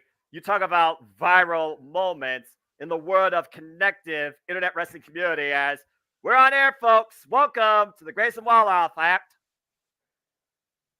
What the heck? Can we use this guy as a damn wrestler, please? Sick of it. I think JD said he still has a broken leg. Yeah, he's still doing neck injury right now. Oh, okay, never mind. It'll be okay. JJ Williams looks for something that's more tasty than Vegemite. We're waiting for Grayson Waller to actually be on our screens for this segment. He'll get there. Yeah. There he is. I almost moved myself down. I forgot that's JJ. Use my avatar. I forgot. Like, what the hell? I'll get up there. Wait a minute. Okay. That's it. JJ, right on time. Sorry, had a phone call. I think good. Just making sure you're okay, bro. Always. Yep, I'm good. I heard you in the headset. The house is out getting Jersey mics and wanted to know what I wanted. So there we go with the food. Honestly, food might be always more take that phone call. I'm just saying. Honestly, food might be more worthwhile than this until Edge's music. No, hits, so, I mean, you know what? Grayson Waller is awesome. He truly is. I have said it before. I will say it again. I don't care if I have our audience, all 27 of those watching across 6 different channels, wanting to reach through their computer screens and slap the shit out of my mouth. Grayson Waller is in the same vein as The Miz. He's in the same vein as Austin Theory. He is that cocky, brash, arrogant individual that just knows how to get under people's skin and entertain, much like the man coming out to the ring right now, the Rated R Superstar Edge. The ultimate opportunist, and rightfully so, former Money in the Bank holder, multiple-time WWE and World Champion, Tag Team Specialist, and WWE Hall of Famer. We haven't seen Edge, by the way, since he was involved in that inaugural tournament triple threat match to crown the number 1 contender for SmackDown for the new WWE World Heavyweight Championship. Yep. The inaugural Money in the Bank holder. That's In right. fact, if memory serves me correctly, the first 3 Money in the Bank cash-ins all factored into Edge some way, shape, or form. Yep, 21, 22, 4. and 23 when he took it off Mr. Kennedy. The first 4, JJ, because CM Punk cashed in on World Heavyweight Champion Edge. And okay, I'll even go farther. 2009, Jeff Hardy defeated Edge. Out came CM Punk to ruin the party. 2010, Edge speared Chris Jericho. Jack Swagger cashed in on him. So there you go. Edge is making Money in the Bank, by God. Yeah, no kidding. 2011. Live history here for Edge. 2011 was The Miz. Oh, that's right. Yeah. Edge and Miz, and I said Kane and Miz, and Kane catch it the same night. So right. Okay, I'm just going to say this right now. How many of these guys are bots on this scroll bar? Oh, the whole thing is. That's what makes it hilarious. Oh, yeah. Good. Just making The sure we're all whole on point thing is. That's what makes it so hilarious. yeah, that's the gimmick. It's funnier than hell. For real. Like, sometimes watching the scroll is more entertaining than watching the actual Grayson Waller effect because the shit is so hilarious. Happy Day 73. My favorite thing is getting Waller effect on Fridays. Okay. Talk to me, Noah. What are they saying? Because I can't hear it. Yeah, right now, Grayson Waller is talking about how Edge, again, multiple-time world champion. And he's asking, why is he back in the WWE? That is a good question. Very simple. Because of the people. Of course. For the fans. WWE, for the fans. Well, I mean, we've been hearing grumblings for the longest time that the next time WWE gets to Canada, specifically Toronto, Edge is officially hanging his boots up. Well, as you talk about the future, it looks like Edge wants to go down memory lane a little bit with the people at MSG. And I believe Jeff said that shortly after SummerSlam, they will be back in Toronto. I remember him saying that. Came down through the crowd, right down through there. That section over there with the LA Knight guy shirt. Yeah. Yeah. Yeah. Where's LA Knight? Yeah. It's funny, Jay, when you say that graphic about Raw in Ontario, before I saw the total logo, I thought you were telling me that's where Edge was going to make his big announcement. And I'm like, oh, wait, no, Ontario is California. I'll say, let's not confuse Ontario, California with Toronto, Ontario, Canada. Oh. Geography lesson, folks. I mean, like I said, I don't mind going out to Ontario, California, even though it's, Young Bucksville, but. California. Anyway. New York City. Yes, I'm aware you can't see Jeff. Jeff is off screen trying to finish getting the house ready. So he is not vacant, folks. I repeat, he is not vacant. Not vacant. The winningest champion in professional wrestling history. So he's a freaking crook. He's a crook. He's a crook. He is not taking that spot. Just like Aubrey Edwards. You don't. We're not going there. We're not going there during this. Not till 10, not till 10. But I will say this: happy anniversary to Gerald Hebner, aka Aubrey Edwards. 7 years. Yeah. Respect the zebras. Yeah, she got a little bit back from me after posing in front of the Gretzky statue in Edmontonville. I'm like, all right, Aubrey, we'll give you that. We'll give you that one. And meanwhile, Grayson Waller is saying this is the last time you'll ever see Edge in Madison Square Garden. Because Grayson knows that. Edge has that look in his eyes that I think he's picking up a particular word. What's the word I'm thinking of here? Spear? Possibly. Or where we can't use anymore until 10 o'clock hour? That's right. Damn it, G. And what a moment. There's a viral moment for you, Grayson Waller. Standing with Ring with Edge. Right.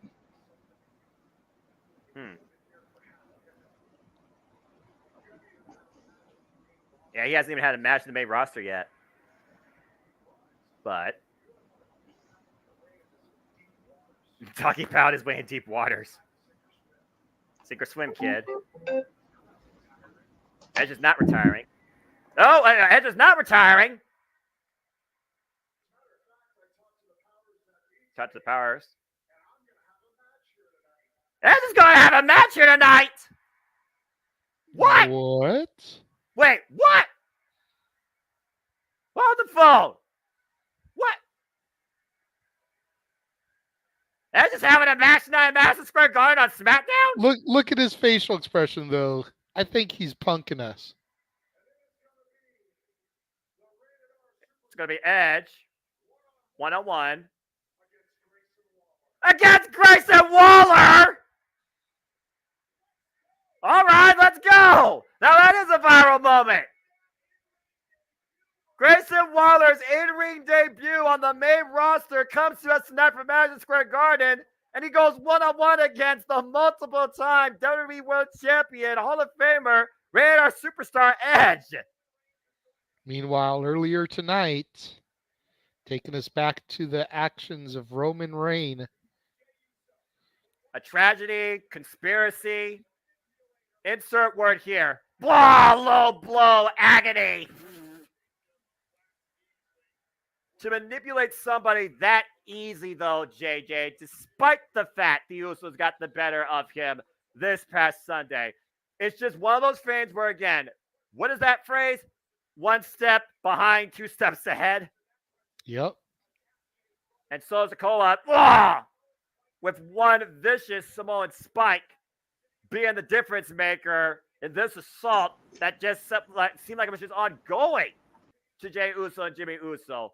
Carrying out the marching orders once again of the Tribal Chief, culminating with a splash that sent Jimmy Uso to the hospital. I still feel that went along way too long. And that doesn't scream Vince to anybody. Anybody. Nothing else. Paul Now, Heyman James. Now. Paul Heyman screams, I acknowledge you, my Tribal Chief. Just saying. So if Jimmy Uso is being medically evaluated, no idea where his condition is right now.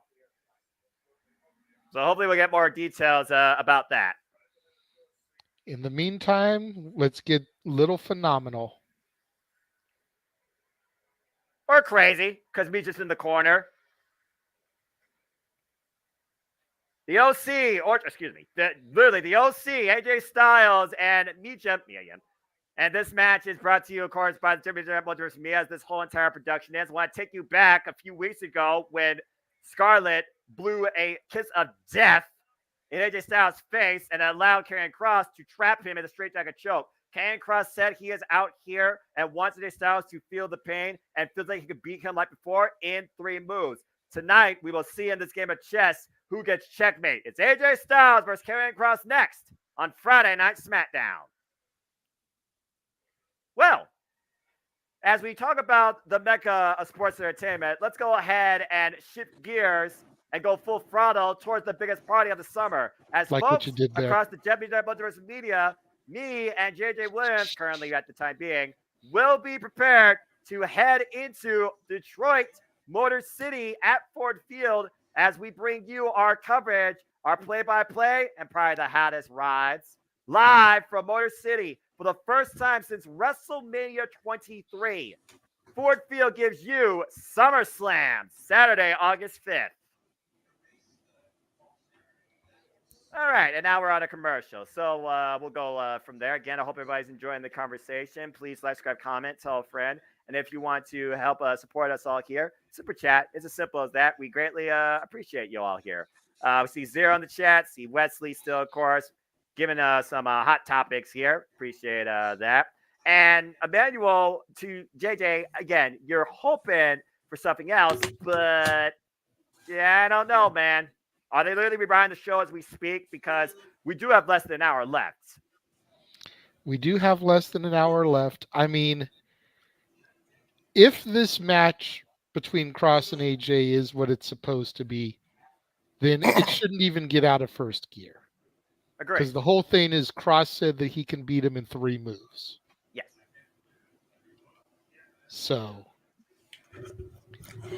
if Vin's backstage, it ain't happening. This is going on. I think it's over. He's got to have a good I think steak. it's over, man. He's got to have a good steak. You know how that works. Yeah, I know. I think it's over, brother. I think it's done. Let's see here.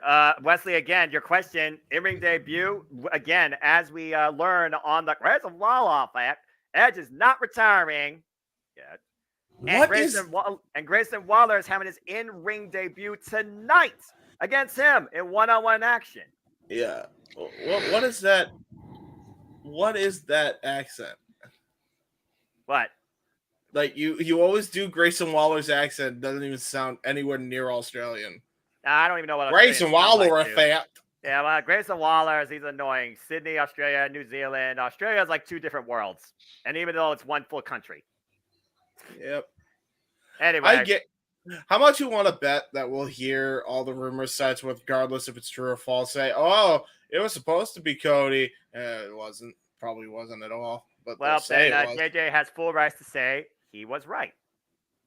Well, if it's true. I still, to be honest, despite the friendly little wager we have, I still personally agree with JJ's booking. I feel that not only it should be right, it needs to be right. But this is WWE. Logic and WWE don't go in the same sentence regularly. Logic. I know. I mean, it's WWE would be smart to do it, quote unquote, but that doesn't mean that they will do it. I have said it since I first proposed everything, and for those of you that are watching that haven't heard the pitch, these are the reasons why I feel like it needs to happen. Let me talk to you. Number 1, you're on a live SmackDown. So the ratings for Fox are going to go up based on the fact that a title changed hands on SmackDown. Number 2, live event ticket sales will go up because the belief structure that anything can happen on any given night will come back into play, something that's been seriously lacking for a long time. Number 3, the American Dream, Dusty Rhodes, thought that he had won the championship at the Garden back in the 70s. There is a picture in the Rhodes household framed of Dusty holding up the championship from the Phantom victory. And Cody wanted to finish the story and get the title that his father never could. So what better place to take the WWE Championship back to the Rhodes home, lay it at Dusty's final resting place than to win it at the Garden. And there's one move so far as Karrion Kross just blasted AJ Styles with a cross hammer. Again, he said he could beat him in 3 moves, just like he did with the help of Scarlett Bordeaux in that mixed tag team match back on June 16th. And this all stems back to what happened originally with these two first ever one-on-one encounter back in May when AJ Styles got the better of Karrion Kross. And meanwhile, AJ Styles sent up and over on the apron. And notice the heavy tape on the left leg of Karrion Kross, JJ. And Scarlett getting involved immediately. Here comes Mia Yim. Oh, big boot. There's an equalizer for you. AJ Styles on the top rope, though, up in the shoulders, though, of Karrion Kross. Fighting back, though. Of course, AJ Styles, who came back literally earlier this year and previously challenged for the World Heavyweight Championship inaugurally at Night of Champions. Came up short, though, AJ Styles in the driver's seat. Phenomenal forearm. Connects! Is it checkmate cover here, too, and AJ Styles wins. And that took one move, by the way, courtesy of AJ Styles. Checkmate. What was the point?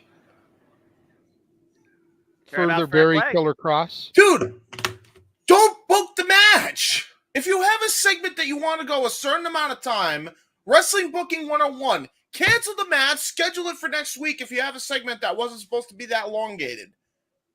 Make it feel real. Why do we have to have the match to bury Karrion Kross further and make both people look bad as a result? Okay, but Vince ain't back, though. All right. James.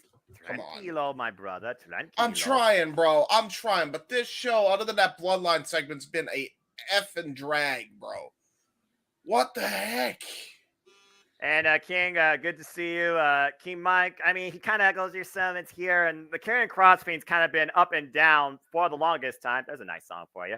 No, I'm not singing unless there's a super chat of $20. There, I said it. Anyway, gotta get Jeff's channel. Let's see here. Zero. No, have you betting to win Nakajima or Miyahara? Oh, Lord. I just got done watching Nakajima versus Elgin from G1 Climax. Again, Nakajima, one of the most dangerous strikers in the game. I got to go with Nakajima. Nakajima's the guy for me. I'm going with Nakajima. So there you go. And Zero came with a 5. They may be doing Cross Dirty because I actually like Cross. Well, I feel like there's people that, respect Cross. I also think there are people, though, Jaded, that respect the women of WWE, particularly Bianca Belair, who's here to remind Charlotte Flair exactly who she is. As you look at this retrospective, JJ, you could talk about this because we know how you feel off about the EST and the Queen as they were stacked like cornwood on top of the Empress, courtesy of the previous women's champion. I still think that they messed up by pulling the trigger and getting the belt off of Bianca when they did. She had a good thing going for her. Here comes the current reigning and defending women's champion, Asuka, representing the blue brand with her new belt.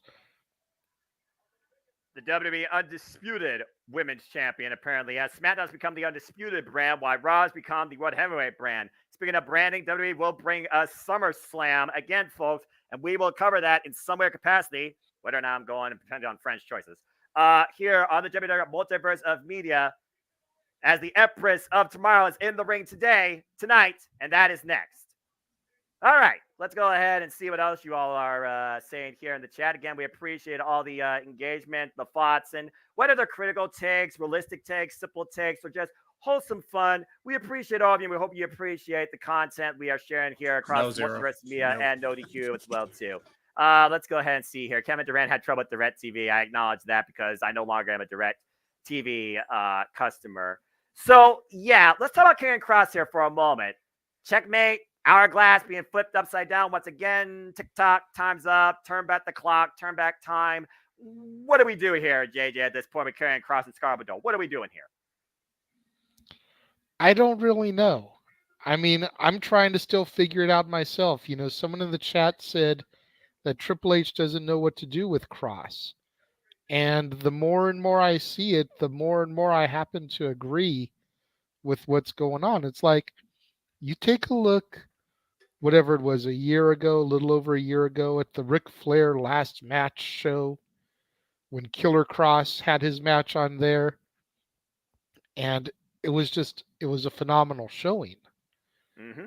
And now you fast forward a little over a year later, roughly, and it's like, why are you back, bro?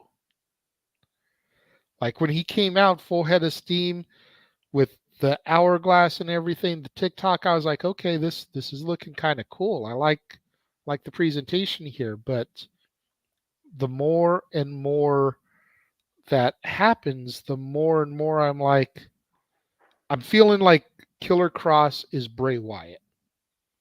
And he's just kind of like floundering. Don't even have a life vest or a life preserver to throw him to save him from drowning. Right. He's, just a couple of minutes, couple matches, couple of weeks away from completely going under. And it sucks because Cross is good. He is. Like, I didn't even get to see him in NXT and your NXT. I was about to ask you that question. I've seen very minimal Cross, but everything that I have seen, I've been impressed by. And it's like, how do you not have something better going for him? Yeah, I mean, I can explain that easily. He's not Roman. He's not Walter. That's it. But that's it. But even no, I agree with you, JJ. I do. It's just that even if you just shoehorned him, they won't, because his shtick would fit in great with the Judgment Day. Yeah. Exile should have Finn, been leading it. Exile Finn, put in Cross and Scarlet. Or even keep it in. Then, oh my God, you've got Scarlet and Rhea. Oh my God, there's a women's tag team. Now Oscar's laughing. Okay. Nice.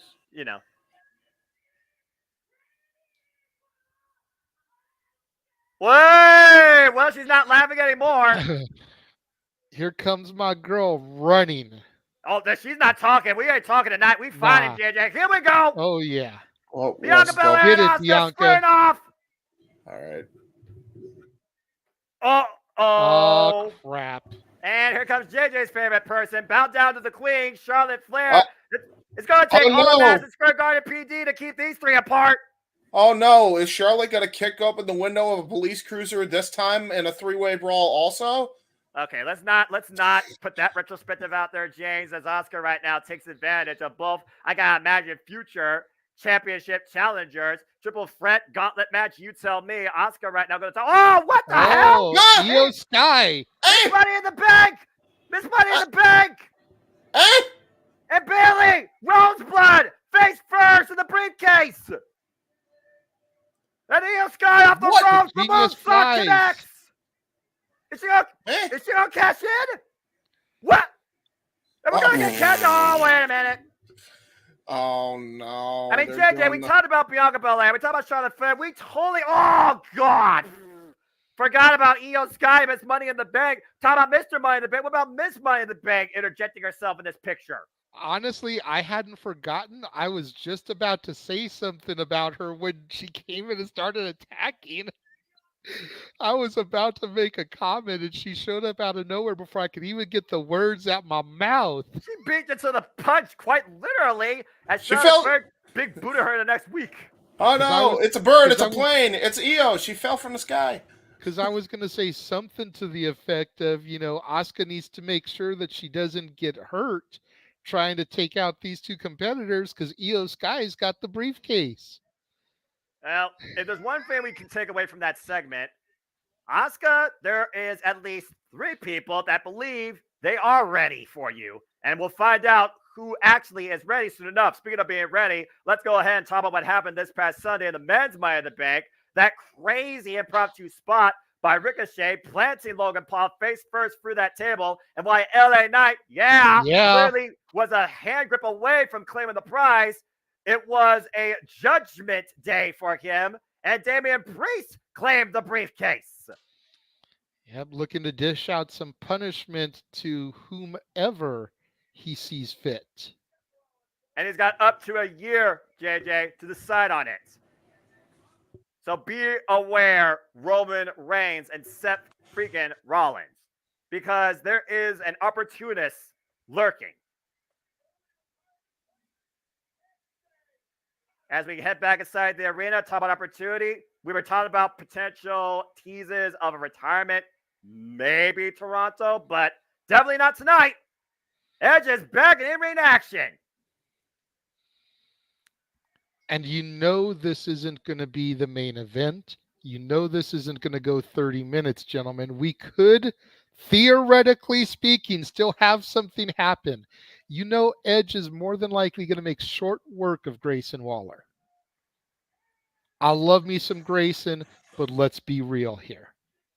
Edge in his first match back isn't going to lose. And he's just not going to be going a 20-minute match against Grayson Waller. Either way, sink or swim, and that match is next.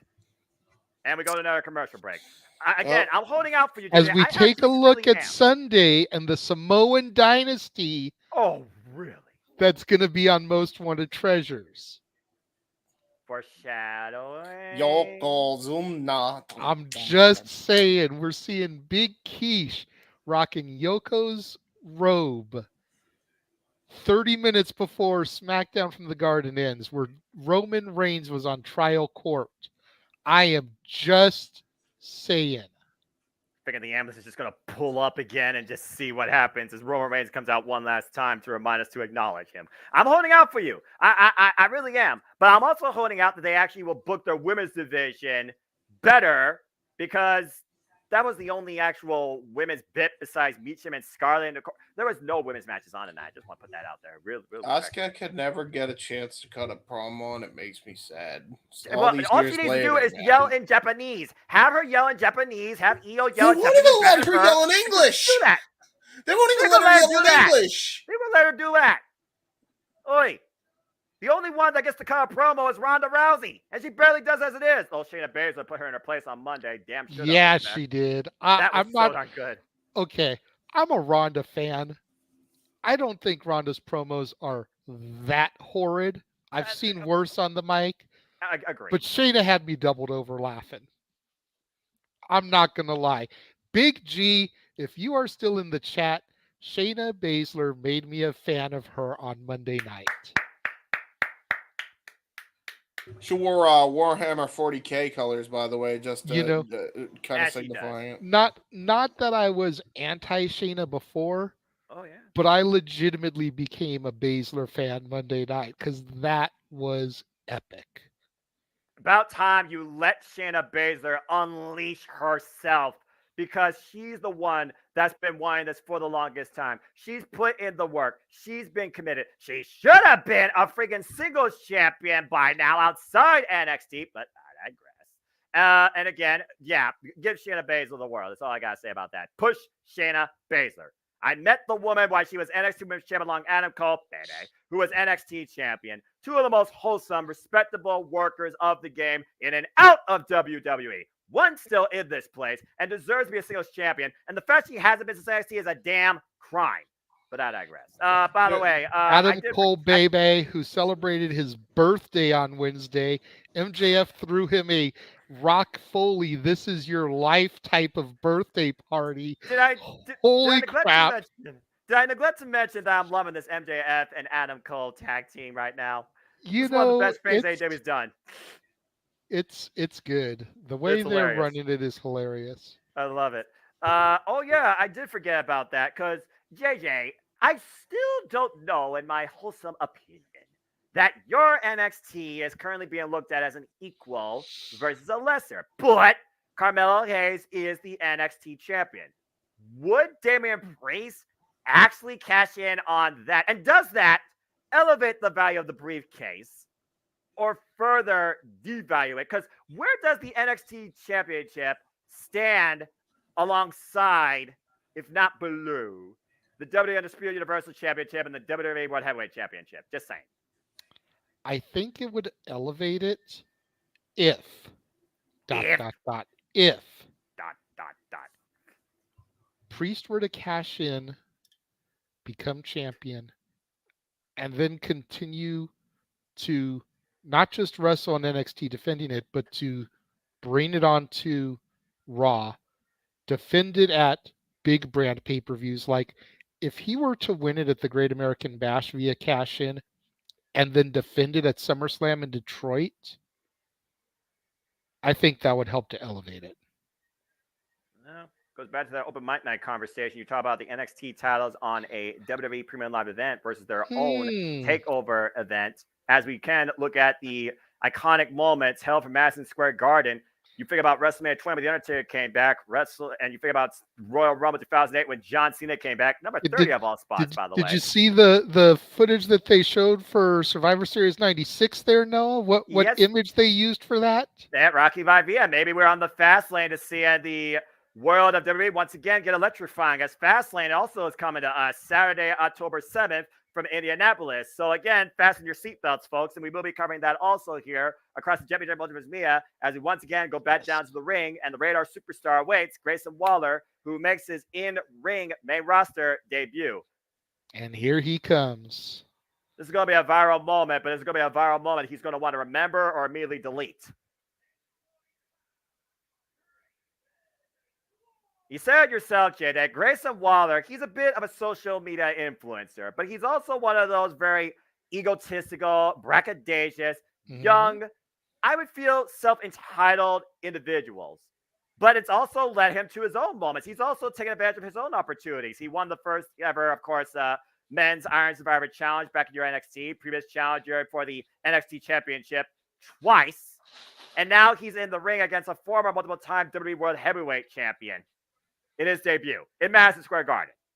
Yeah, I mean, I'm gonna take a line here from a song from a WWE Hall of Famer, Mr. Kid Rock. You say I'm cocky, and I say what? It ain't bragging if you do it and you back it up. Grayson Waller is that man. He talks it, but he backs it up. Yeah. I'd say a good 93% of the time. You can't always be successful. That's true. But the majority of the time, what Grayson Waller says goes.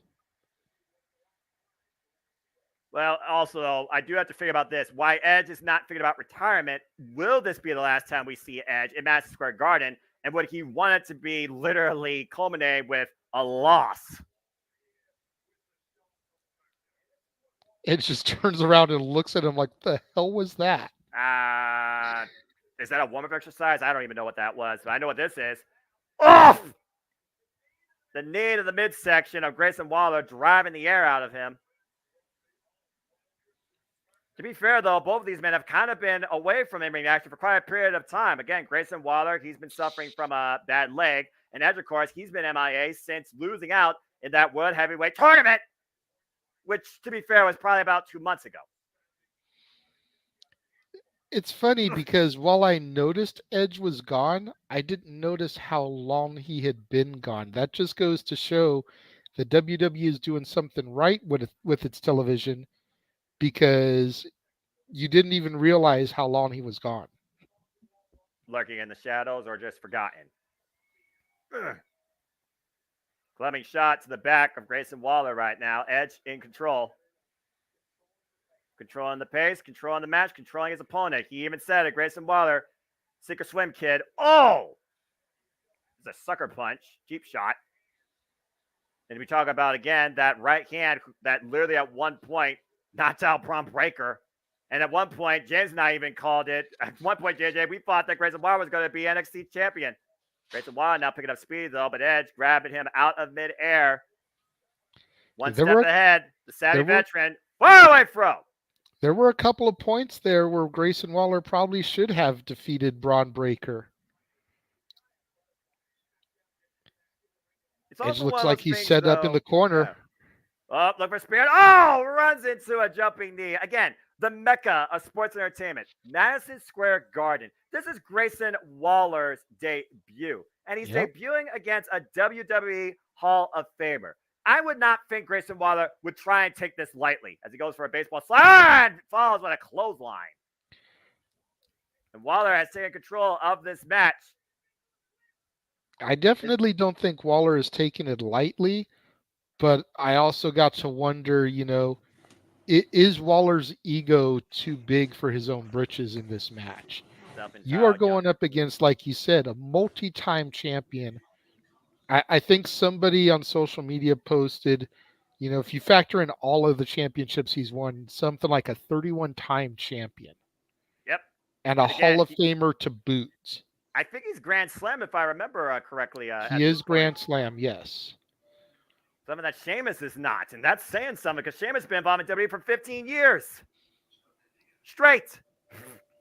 Because remember, Edge, he, at one point, JJ, he was retired. We wasn't sure if he was ever going to come back. But somehow, he rebuilt his neck and brought himself back to the WWE and has been trying to just go along his own way ever since. But like you also talked about, why the retirement, by words tonight, is not teasing any fashion.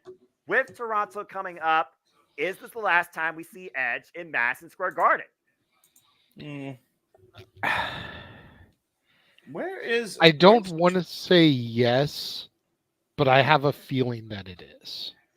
How often does WWE visit Madison Square Garden, though, is another question, too. I mean... Especially for an actual televised show. Like, they go there from time to time for quote-unquote house shows, live events. But it's rare that they go there for a PLE or Raw or SmackDown. Yes, James. Where'd Jeff go? He's doing stuff. Oh, okay. He pulled himself out of the room, so that's why I haven't re-added him back in. Because he pulled himself out. I don't know if he left to go take care of things. Remember, he was expecting company later on. There you go. I don't know if he had to do some stuff around the house to get ready for said company. But he pulled himself out of the room, so I haven't rushed to throw him back in there. Fair enough. Okay. Yep. And again, folks, this is WWE SmackDown live from Madison Square Garden as 2/3 of this fun little Jeff Meacham Network live watching event as we bring you sports entertainment and pro wrestling in one encounter. So, again, this has been wholesome. I hope you've been enjoying the conversation and engagement. Please like, comment, tell a friend. We do this stuff all the time. And again, if you want to help support us even further, Super Chat, it's as simple as that. Super Chat at Cassidy Studios, at NoDQ, and particularly at Jeff Meacham Network. We appreciate all of you. Emmanuel, Ken Terminator, DQ, everybody who's watching across all channels. Know that our wrestling passion outlooks is not going to let up anytime soon. But yeah, just to give a quick rundown towards everything that has happened so far, we saw the tribal court, and basically judge, jury, executioner, prosecutor was the tribal chief from Reigns that laid out Jimmy Uso and Jey Uso. Jimmy Uso ended up going to a hospital after a splash by Solo Sikoa. We had basically our, Undisputed Women's Champion Asuka come out to the ring and get bombarded by freaking Bianca Belair, Charlotte Flair, and tease cash in by Io Sky, courtesy of assist by Bayley, before Charlotte Flair booted her back to Japan. And we will see where things go from there. Grayson Waller effect has now led to an aftershock of Edge coming back to in-ring action as we are back live from MSG.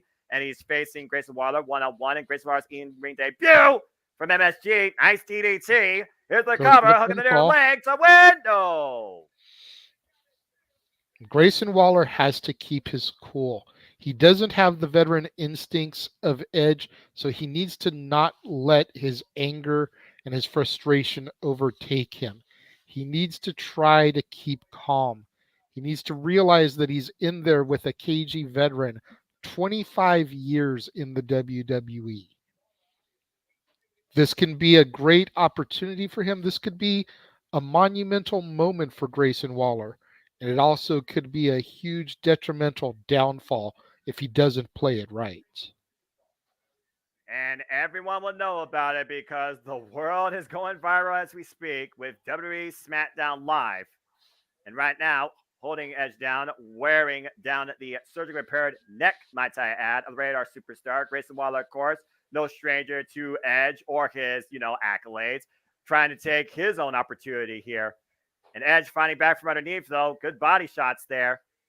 And we also, by the way, saw, talking about young, self-entitled, I would say, upcoming talent this generation, your boy Austin Theory successfully retained the WWE United States Championship against Sheamus.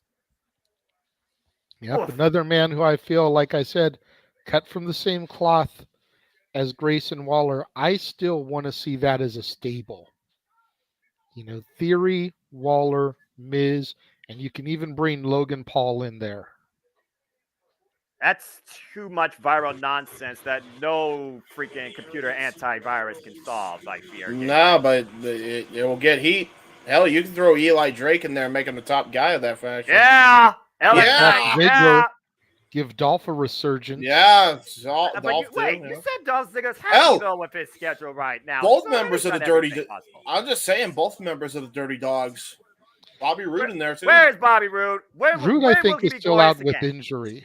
Yeah. Right, for now. Hopefully he'll be back. Hopefully. He's still not glorious anymore. He hasn't been glorious since he left my NXT! Damn it! Maybe when he makes his return, he'll go back to being glorious. If he gets we'll see, all right? They better bring his Fiend back in true form and entrance. Otherwise, not glorious. And all I know is I want to see him come to the ring with a freaking choir on the stage again like they did in your NXT. Yes. It was tremendous. It was magnificent. It was glorious. Yes, I was building towards that, but thank you. And meanwhile, Grayson Waller might be building towards something here. Oh, elbow drop from the second. Eats the knees of Edge. Right in the ribs, knocking the wind out of him. Take a look at the replay here, JJ. Again, being a former competitor, you know exactly what that does to you. Oh, yeah. If you can't get your breath, you can't fight. And right now, Grayson Waller looks like he's struggling to get his breath while Edge has to crawl to the ropes to help get himself to stand up. Edge like is definitely worse for wear right here.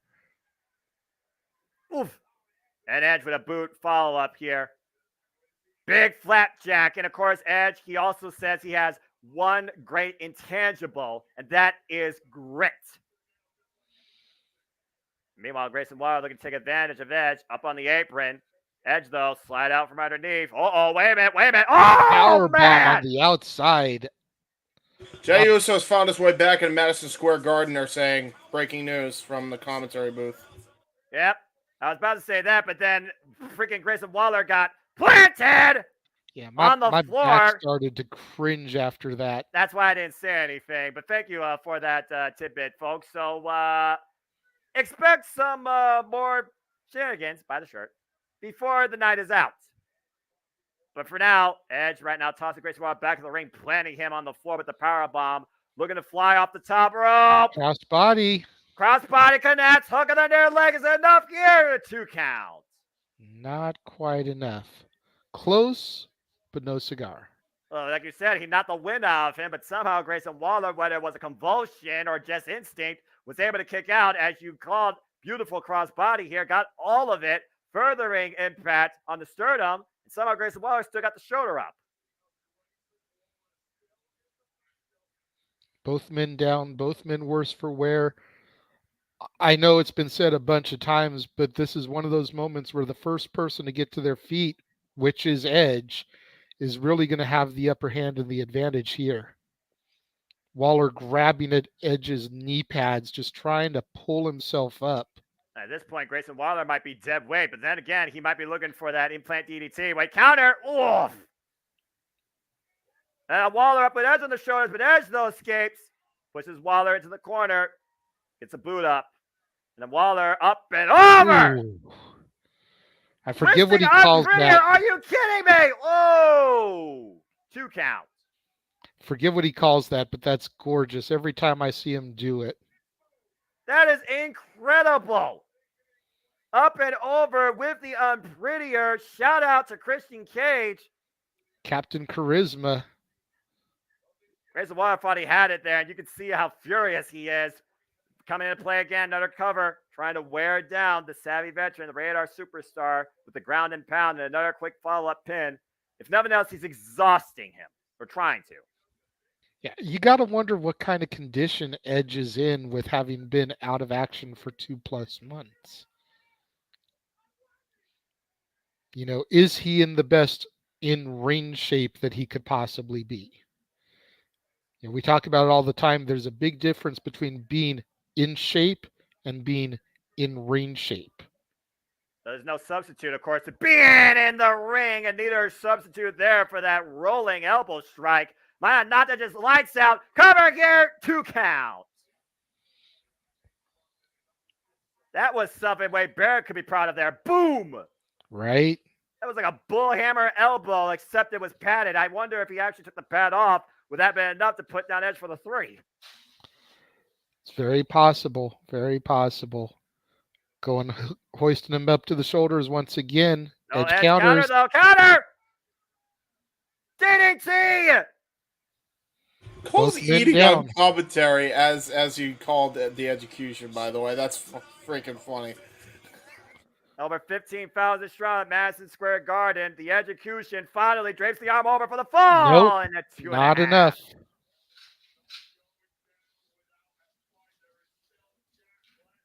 You know, that almost reminds me of Bobby Roode's glorious DDT, except not enough elevation. Let's take a look at the execution here, though. Oh! 1 second, Perfect. guys. Go good, bro.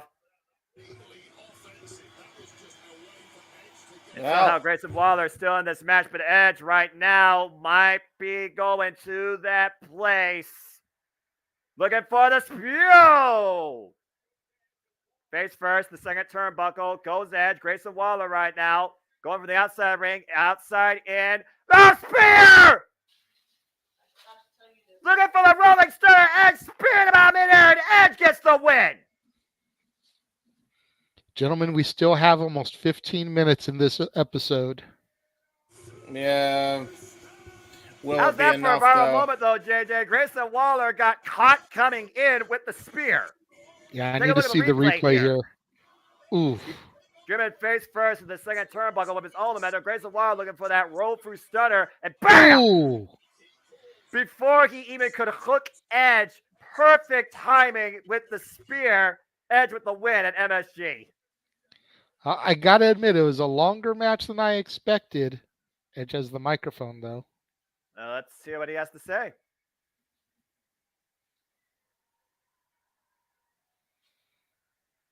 All right. Waller. You swam. He said sink or swam. He swam. So There I you think go. JJ. Little seal of approval there from the Rated R Superstar. Exactly.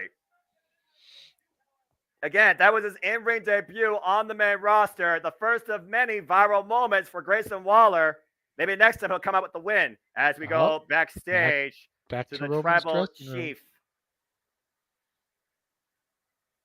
Uh-oh. Paul Heyman is coming in the picture. Gingerly approaching Roman. Let's see what I gotta say.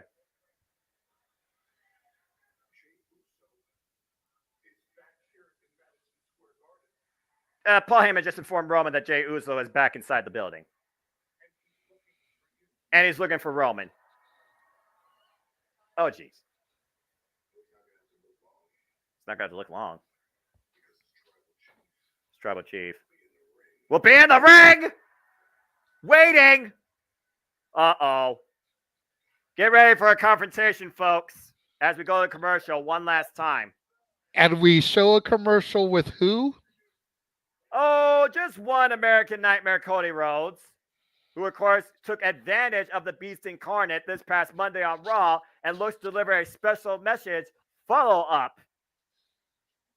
What will the American Nightmare have to talk about, or want to talk about, on Monday Night Raw? And is that the first time we will hear from him since the actions that played out this past Monday night? Plus the return of Logan Paul. Viral disease.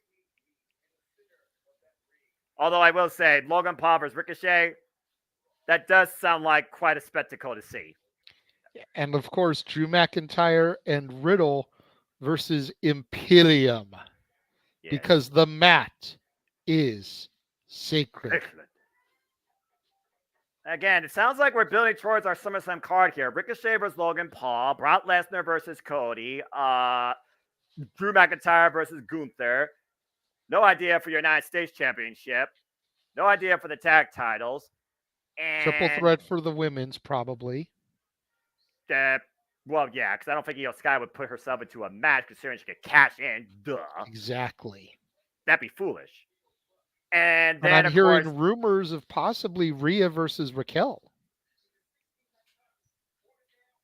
how could that work considering Raquel now is once again WWE Women's Tag Team Champion?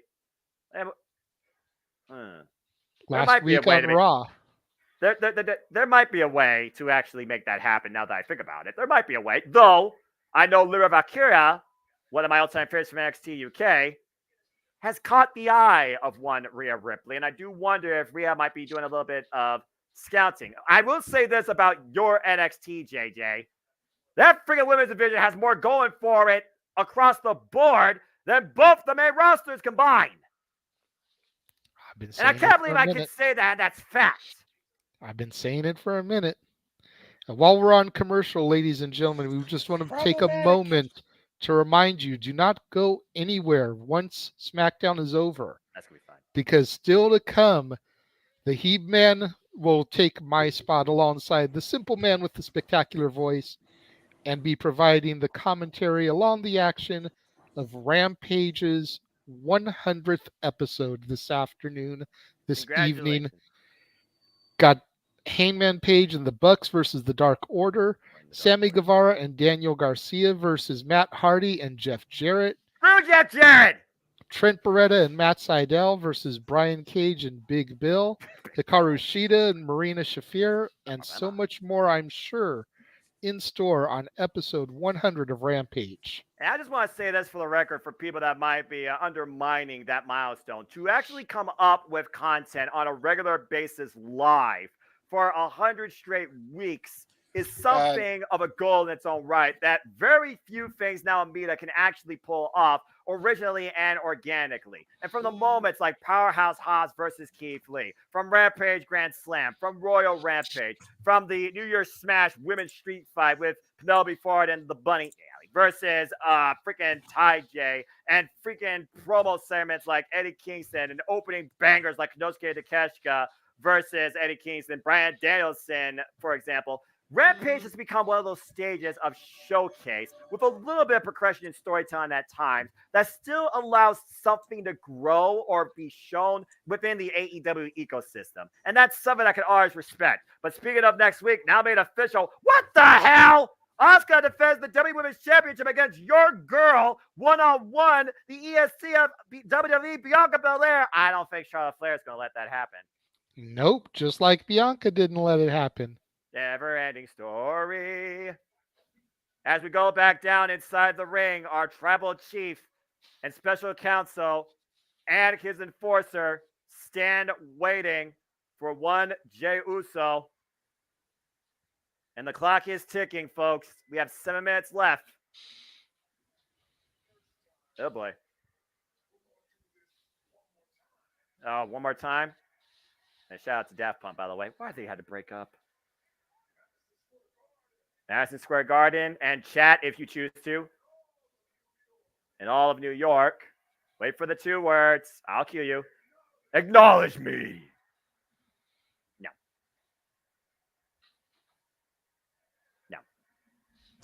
No, not acknowledging. No. Oh, boy. I acknowledge this guy coming down.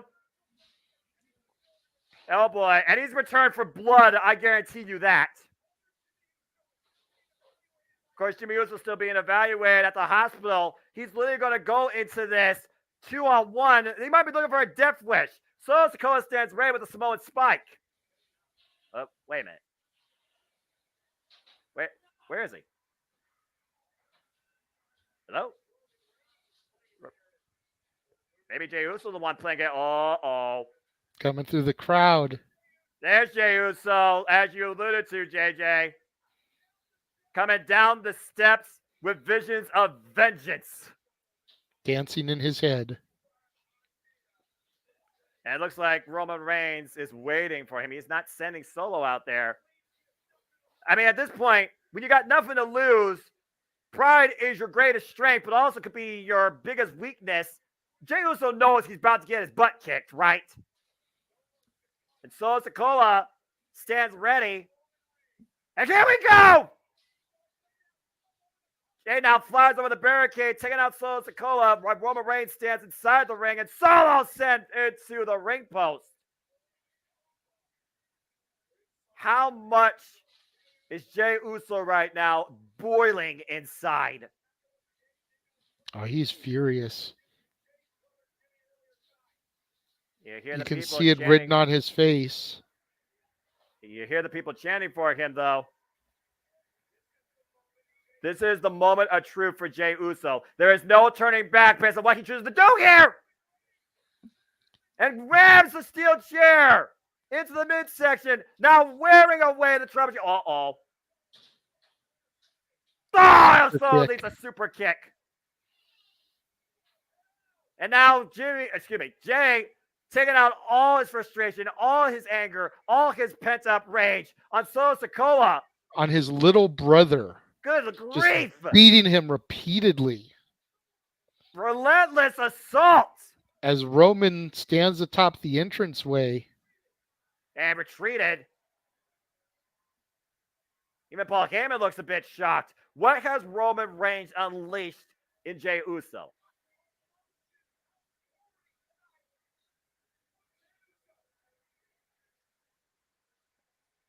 Jey Uso unleashing what I thought was just well.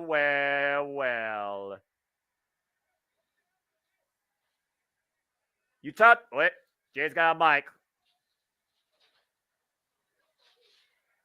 What's Jay thinking here? Jay got something to say? Why he holds the WWE Undisputed Universal Championship? In a firm grip.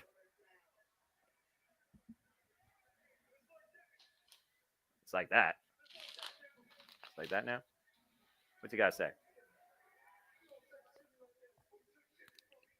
Think we're gonna get our SummerSlam main event announcement right here. I think you're right, bro. Guess what? Try to. Judge, jury, executioner. Uh-oh.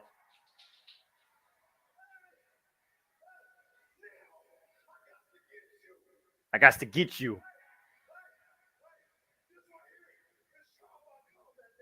Trial by combat. No brothers, no wise men. Just me and you. 1-on-1. Oh boy.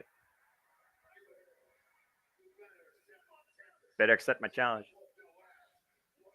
So I can whoop your butt one more time. Well.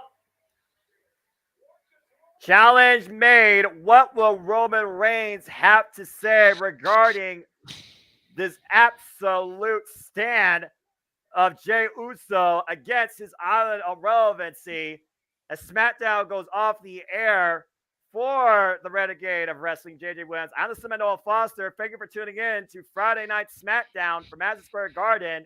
JJ, acknowledge that I think you're on point. And also acknowledge that you now must believe in Joe Hendry. I now will begin to believe in Joe Hendry. Yes! Tonight is made. My night is complete. All right, take the graphic off. I'm not gonna freaking, be like that type of person. But seriously, JJ, you kind of called it. Jey Uso with a fire inside him I haven't seen in a long time. Just called out Roman Reigns for a trial by combat 1-on-1. And I think that title is going to play as accomplice.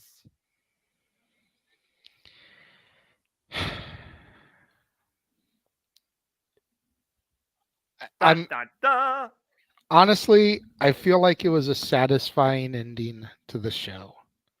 I'm looking forward to seeing what Roman says next week if he officially accepts the challenge laid out by his cousin. I would be remiss if I say that I wasn't disappointed, as some of the rest of the chat is, that the story did not finish like I called it. Right. But bad WWE. All in all, I would say that this was I'd say it was about a B- SmackDown. It was adequate. It could have been much I more. mean, it definitely could have been a lot better. I think if the opening Bloodline segment had been shortened and the Cross Styles match had been lengthened, I think we wouldn't feel as bad about the show. Completely agree. But I think Theory versus Sheamus was decent. I thought that the Grayson Waller effect, being what it was, setting up the match with him and Edge, was well done. The brawl between the women to help further that storyline, where, like I said, we're more than likely going to get a triple threat at SummerSlam. Yeah. I think that did everything it needed to do to further that story. The Waller Edge match made Waller look like $1 million even in defeat. Yeah, it got acknowledgement too. You know, I don't feel like the show was as bad as James feels like it was. I feel like everything kind of played its part. I do wish it had been a little bit more, considering it was the Garden. But, you know, it was a solid show. Like I said, I'd say a solid B-. Yeah, I'll agree with you. I mean, I could probably, literally give a simple take in 7 minutes on SmackDown, but that's why we got Bossman Aaron Riff, who I know now is probably getting ready to leave MSG. And if nothing else, you're not necessarily there for the show. You're there for the environment, because there is nothing like Madison Square Garden. It is the bucket list of some point of your fandom of this industry. Mission accomplished for one Mr. and Mrs. Riff. And that I can appreciate wholeheartedly. And I hope everybody appreciated wholeheartedly the first 2 thirds of this live watch along event as we shift gears.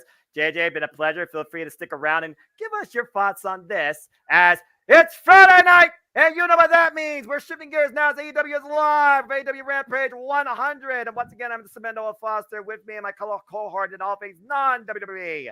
James Hebert, and of course, the Blind Limited Tag Team Tournament continues with the quarterfinals. We got 2 matches here to come tonight, but we kick things off with trios action as the Dark Order, Evil Udo, Alex Reynolds, and what's his name, John Silver take on the Humbucks. Still to come tonight, of course, Hikaru Shida versus Rhea Shafir, and our main event will be Brian Cage and Big Bill, laugh you will, taking on Trent Beretta and Matt Sydal. James, are you ready to go for this hour of pro wrestling? Yeah, it's pretty good. Let's go. Yeah, let's go ahead and have some continued fun here. As again, the world of this industry, it is half sports entertainment. Oh God, what a PK! And it is half professional wrestling. Damn it! Something for all. Nothing is superior than the other. It is out there for one another, and well over the top roll by Nick Jackson. And we are all here simply for each other, for we are fans of this game. Simple as that. Emmanuel, Matthew, appreciate y'all. Appreciate everybody that's sticking around. We look at your grades. Appreciate y'all's takes as well. And if anyone here has moments that they want to recall or talk about regarding the first 100 episodes from Rampage, please let your voices be known. As again, James, this is a milestone. The 100th episode of AEW Rampage. The second show that came into existence underneath this brand. And the regular on Friday nights, most to a degree. Yeah. Oh, nice Northern Lights suplex. There's the float over locomotion by Matt Jackson, who I'm pretty sure his back will never be the same again.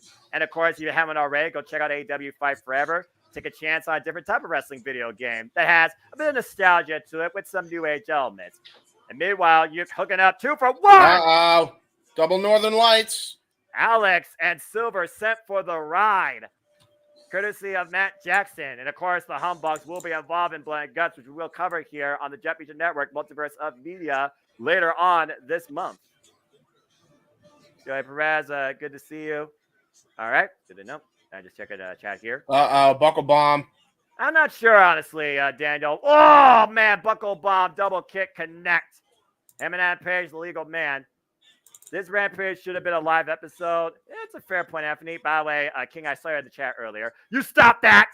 And it's one of those things where Rampage sometimes is live and sometimes is not. Nice moonsault splash combination. Hooking the near leg. Is that enough here? No! I'm always going to be a second. Apparently, I'm always going to be a second forward or a second behind you. Don't worry about it, dude. I mean, seriously, at this point, latency enough is a drag. 1 second's not going to kill you. And you could honestly add your take on this too, because you've also had your your own takes about the Young Bucks and the Elite in general. But what can't be denied is the Humbucks have come back together as a trio I think they really haven't lost a match yet. Yeah, now look at this. The Dark Order now going a little bit heel here. And of course, Dark Order, no love lost to him and Adam Page, who in their minds believe that he kind of left them high and dry when they were there for him at his lowest moment. Teddy Luno. They were. And you know what? They have a very valid point. I don't know why Hangman, after he just reunited with the Elite, just went and dumped them to the wayside. It's almost like he treated them like they were second citizens because he couldn't hang with his real pals in his mind. Which, well, if I'm the Dark Order, I'd be PO'd too. Walter Cruz, good to see you again. Sometimes recorded television is not people's MO, and I completely respect that. I get that too. But it's the milestone. Because if you watch Rampage or AEW in some capacity, you know Rampage has played a part in the growth and development of many wrestlers that we see today in AEW. Well, right now we got a bit of a play-by-play here with Evil Uno trying to come up with a game plan against Matt Jackson as King here with our annual that playbook strategy failed, Noah. Yeah, well, again, it's not like we're watching the LA Lakers here. By the way, for those that don't know, NBA 2K game, I believe, the next one will have Kobe on the cover. Shout out to the all-time great. As King here, shout out to our ATW cohort. With the usual shoe knowledge, Air Jordan 1 Chicago's and A5s. Welcome to the King's Sneaker Kingdom. King, you need to make that a show, in my opinion, as we go to Brainbuster picture. Nice Brainbuster there. Here's the cover by John Silver and gets a 2 count. And that was right after the kick combination, by the way, Noah. I still believe that John Silver should be pushed as a singles competitor. Speaking of being pushed, we will see who pushes forward in the Owen tomorrow night on Collision, as Samoa Joe and CM Punk 4 is impending. Saturday nights are all right for fighting on TNT, AEW Collision. All right. AEW is intriguing me with the MJF Cole team, though, I must admit. See, there's something for everybody. You just got to find one little angle, and whether or not it leads to a rematch or a fallout, or they actually do challenge FTR for the titles. And I'm not going to get on your case for spell check because I'm not that petty. Well, if they do that, then what was the point of this entire tournament? Just so that way MJF can show his true colors, or that Adam can turn on MJF and make him look like a dunce? It's one of those things, James, that I do think that these tournaments sometimes is literally a linear angle for one, or in this case, two particular individuals. I mean, you saw the teams that were set up. Half the teams are seeing this team, seeing this team, seeing this team. The other half are literally blind, and 2 of those teams are already out of the tournament. Yeah, that's fair. For the record. Yeah. While we're on picture here, although we just came back. No, you're good. Go ahead. JJ rated that SmackDown very highly. I would have rated it a C. That was it felt like it wasn't the worst show I've seen, but it wasn't exactly that eventful to me. Yeah, but again, Madison Square Garden. Yeah, but still. It's one of those things where, again, you look at criteria, like you've ran a report, I'm sure, in the past, and they got a 4 grade, a rubric. You look at the content, crossbody. You look at the context, you look at the actual relevancy, and you look at how well on point it was. And, if nothing else, it stuck to its agenda. It pushed the biggest narrative. And I guess you got showcased by the women, LOL. But, you can't fit everything in 2 hours, but you should definitely try and put more in than just cinematography that you get on Broadway probably for cheaper. As Hammond and Page right now with the clubbing shots, I said what I said. We're in New York, folks. Just saying. 40 minutes. Seriously, 40 minutes. Come on now. That's overkill for a single segment. Ugh. Yeah. And just for the last 5 minutes, excuse me, it's not even 10. 5 minutes to be like, okay, that close. Challenges Roman. You were better off just doing that as a phone call. Or freaking segment from the house. I think the segment from the hospital would be more realistic because, okay, is Jimmy really at the hospital? How far is that ambulance really gone? Nice. I always wonder about that. Oh, right. They can't say hospital. They say local medical facility. Hello, Matt. Good to see you. And him and Adam Page with the faraway throw to Johnny Hungy and the kip up. And that wide-eyed cowboy over the top of the plunger takes out Alex Reynolds. And Heyman Adam Page, that unique hybrid athlete of speed and power, former AEW World Champion, former AEW World Tag Team Champion. Ooh, there's that clubbing shot.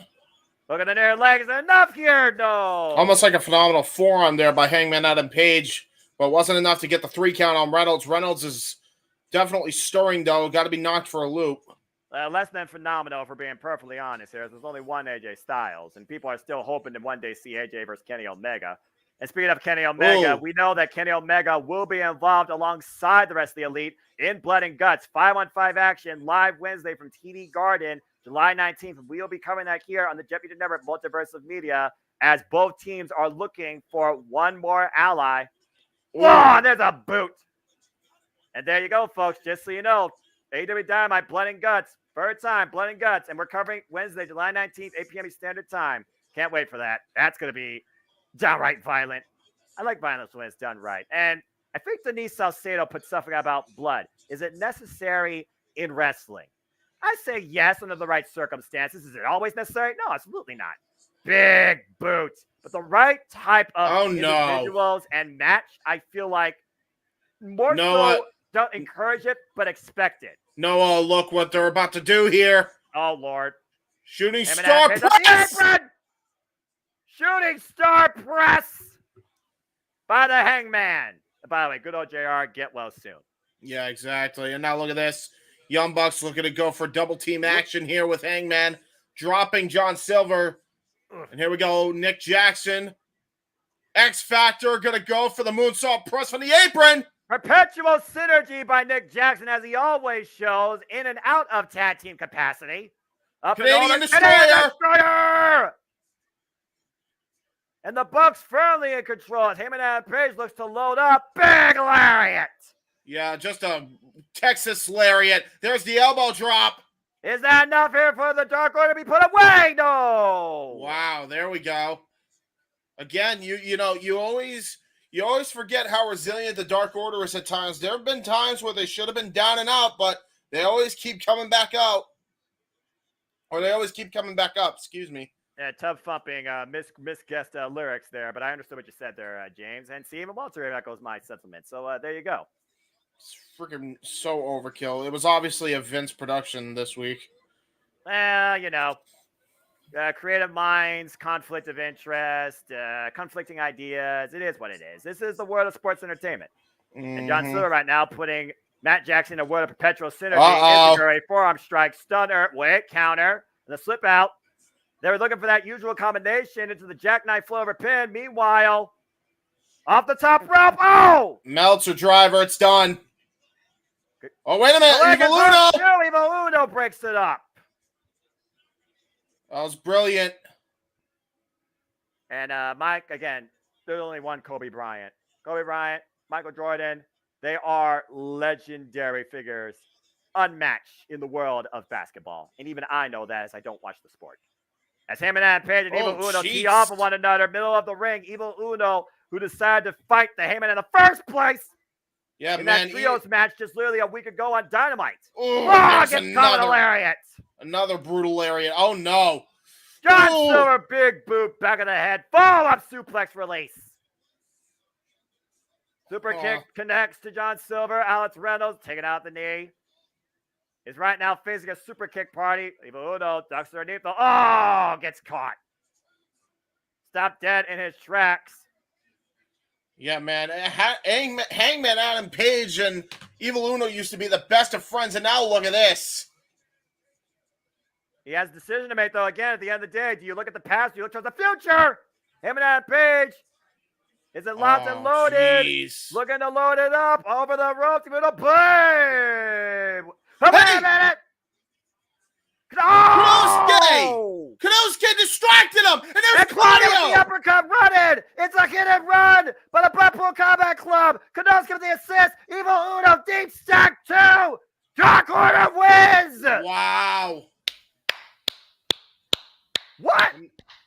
I'm not surprised, but at the same time, I'm surprised that Evil Uno just took the pin on Hangman like that, considering who the Blackpool Combat Club started this with initially.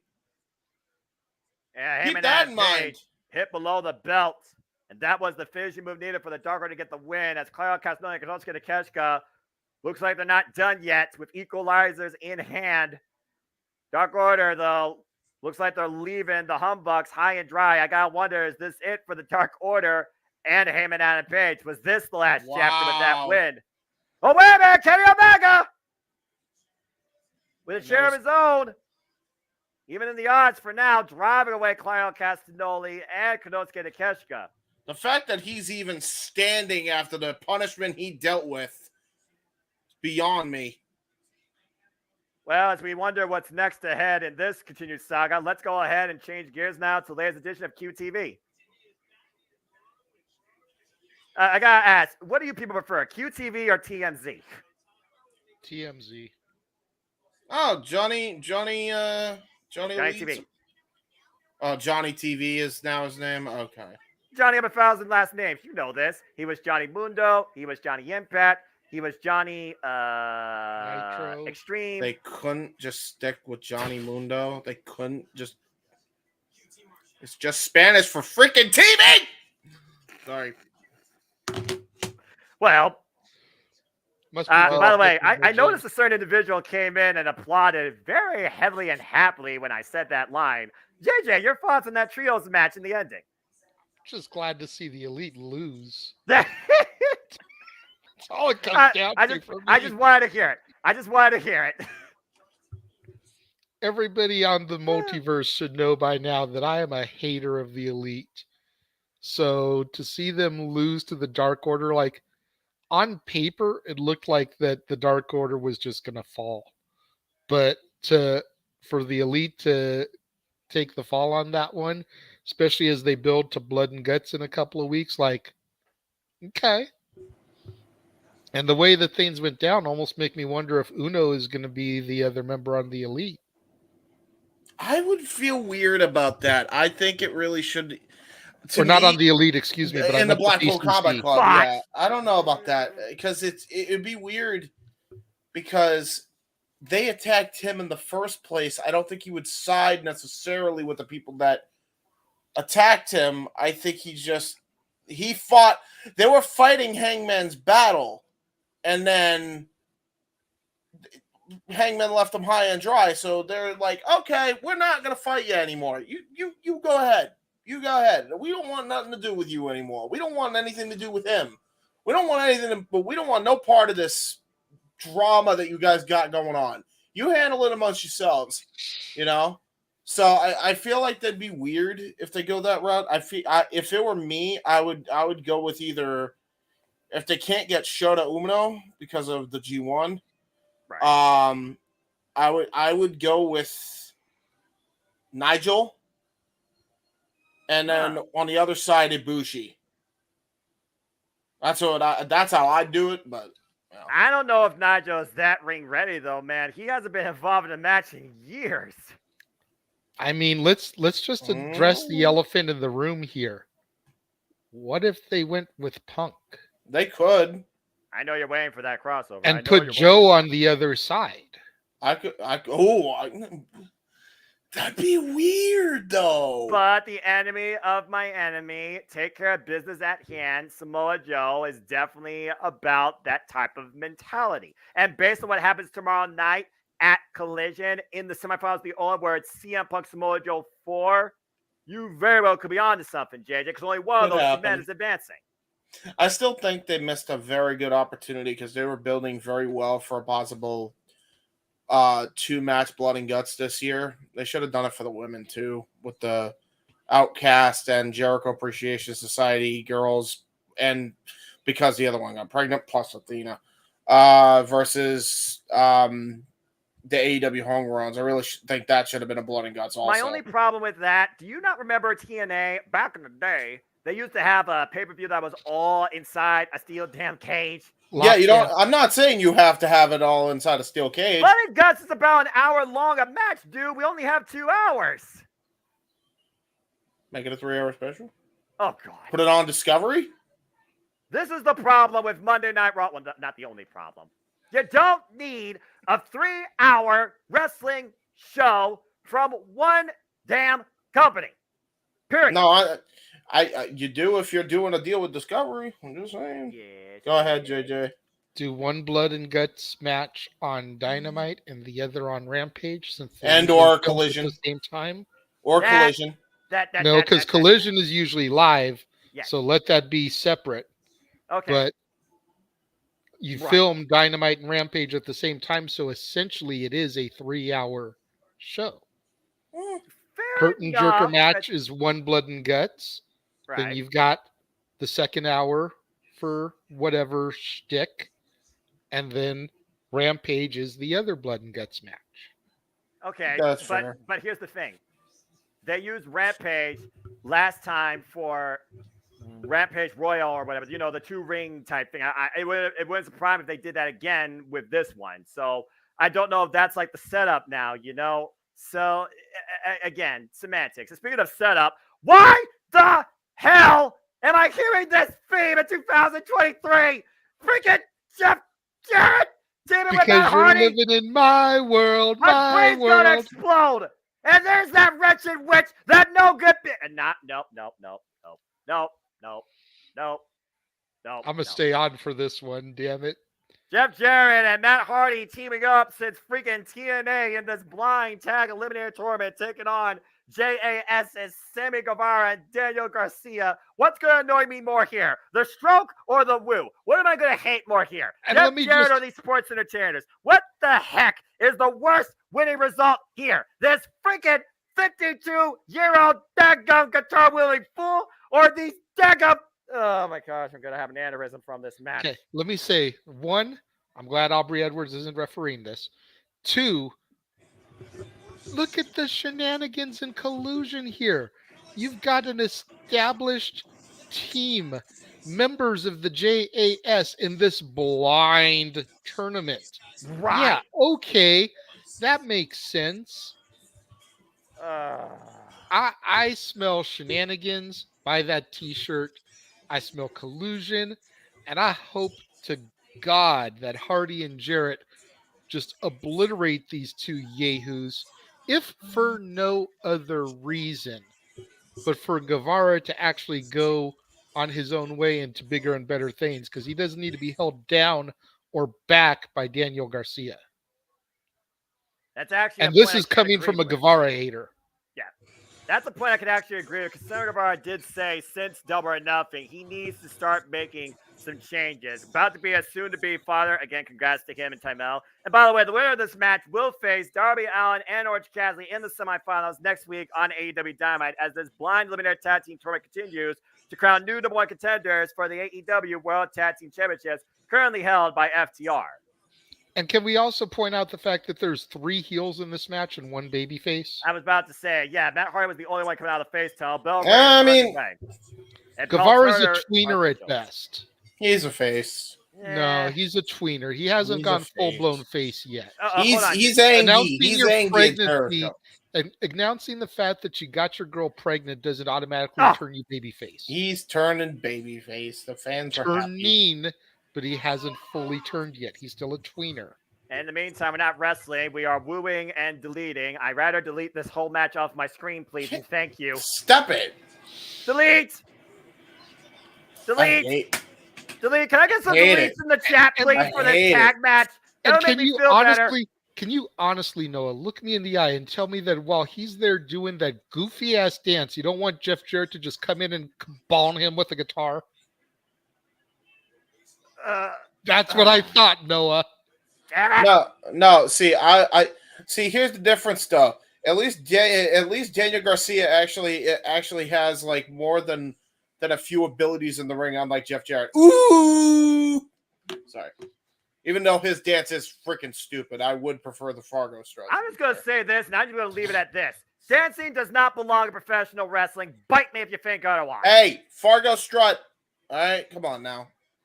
And listen, Scotty more than Jeff doing used the it. worm. Scotty Too Hotty doing the worm was entertaining. Yeah, but did it actually lead to him winning? How many times did he win with that move? Yes, he did. All the time. Yeah. He actually He was won a light heavyweight champion, goddammit. Did he win in high friggin' scenarios? Did he lead to championships? Yes, light heavyweight championship. And tag titles. And tag titles. Tag to Jeff Jarrett. Why is that wretched witch back on my screen?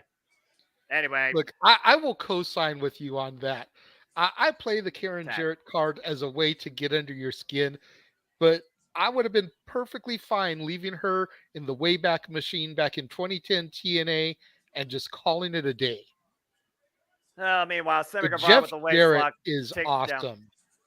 I will say this, if you actually think I'm a Jeff Jarrett hater, and I'm pretty sure the whole world kind of hates Jeff Jarrett to a degree, I will respect the Jarrett name and the fact that Jeff Jarrett Here we go. is going the way he is with this younger generation. No! Damn it, no! Oh no, here we go. The fire goes strut. This is the reason why he will never be tag team champion again.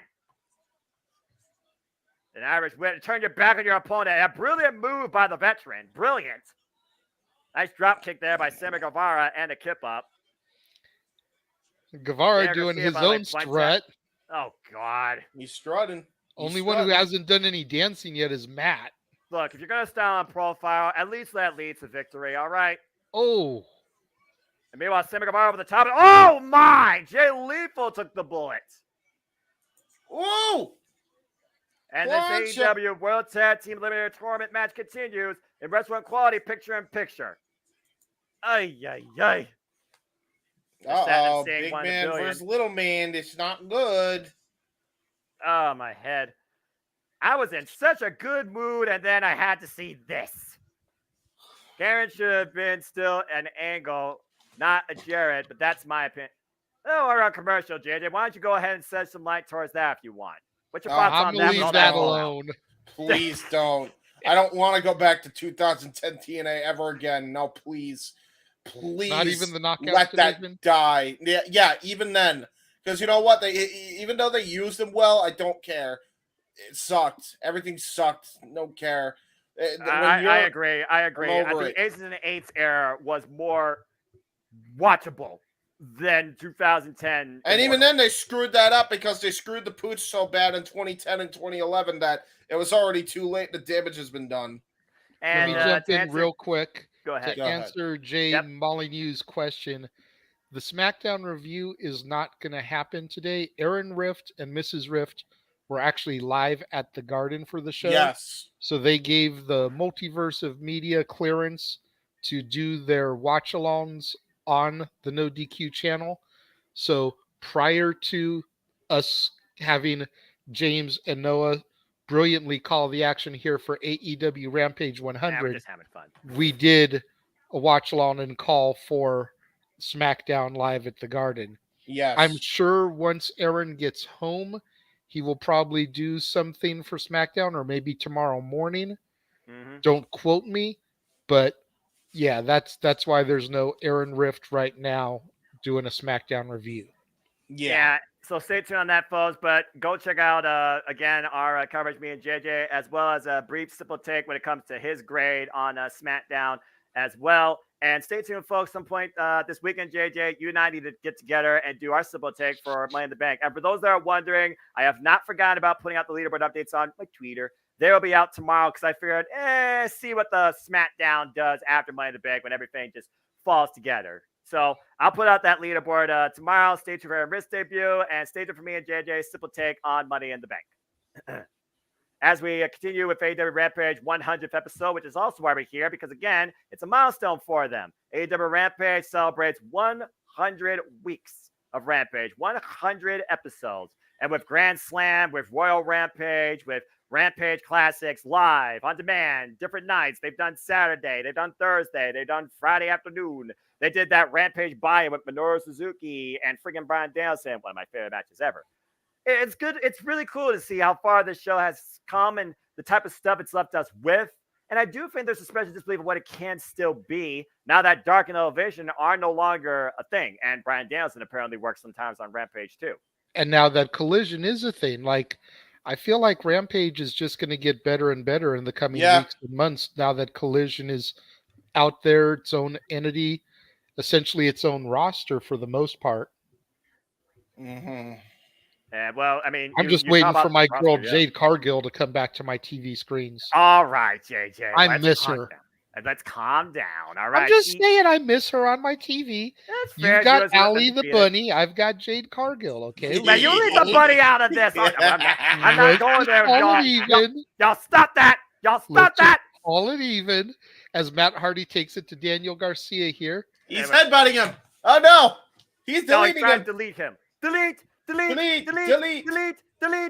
I'd rather delete that stupid dance of his. What the hell is this anyway? That's It's not a some woo. stupid TikTok craze. When I hear woo, I think of some woo! millennials probably just feed into Woo, like a woo. stupid fad that's only going to be cool for the next 6 months till another stupid fad comes into play. That was a nice sit-out powerbomb, though. Cover 2? No. So is the woo the new floss? I don't freaking know. I don't know. Daniel you Garcia is not millennials. seeing enough movement. He's not seeing enough movement. I still can't believe the floss is an actual dance. What happened to the importance of taking care of your freaking teeth? Anyway, Razor's Edge. and possibly Splash Mountain Bomb. Flash Mountain Bomb for the window. Whoa. Did not have the legs over the shoulders. Fundamentals, gentlemen. Well, to be fair, I don't know if Matt Hardy has the knees to be able to lift his legs over his shoulders right now. Fair That's point. fair. Go for Twisted Fate. Daniel Garcia reverses, though. Irish whip, reversal. Daniel Garcia, blind tap by Sammy. Tag made. Sammy off the top rope. Caught with a body shot. And Sanjay Dutt right now distracting the referee. What the hell is this idiot doing? And Jay Lethal tossing in a guitar.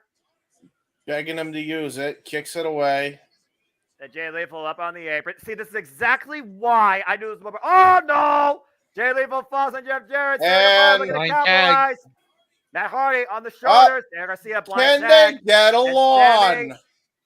GTH connects. Here's the cover by Garcia to the JAS advances in the tournament. Good teamwork there. Great teamwork. Now get Karen Jarrett off my screen. So all the true blind teams have been getting eliminated. That makes no sense. And you realize what this means, right?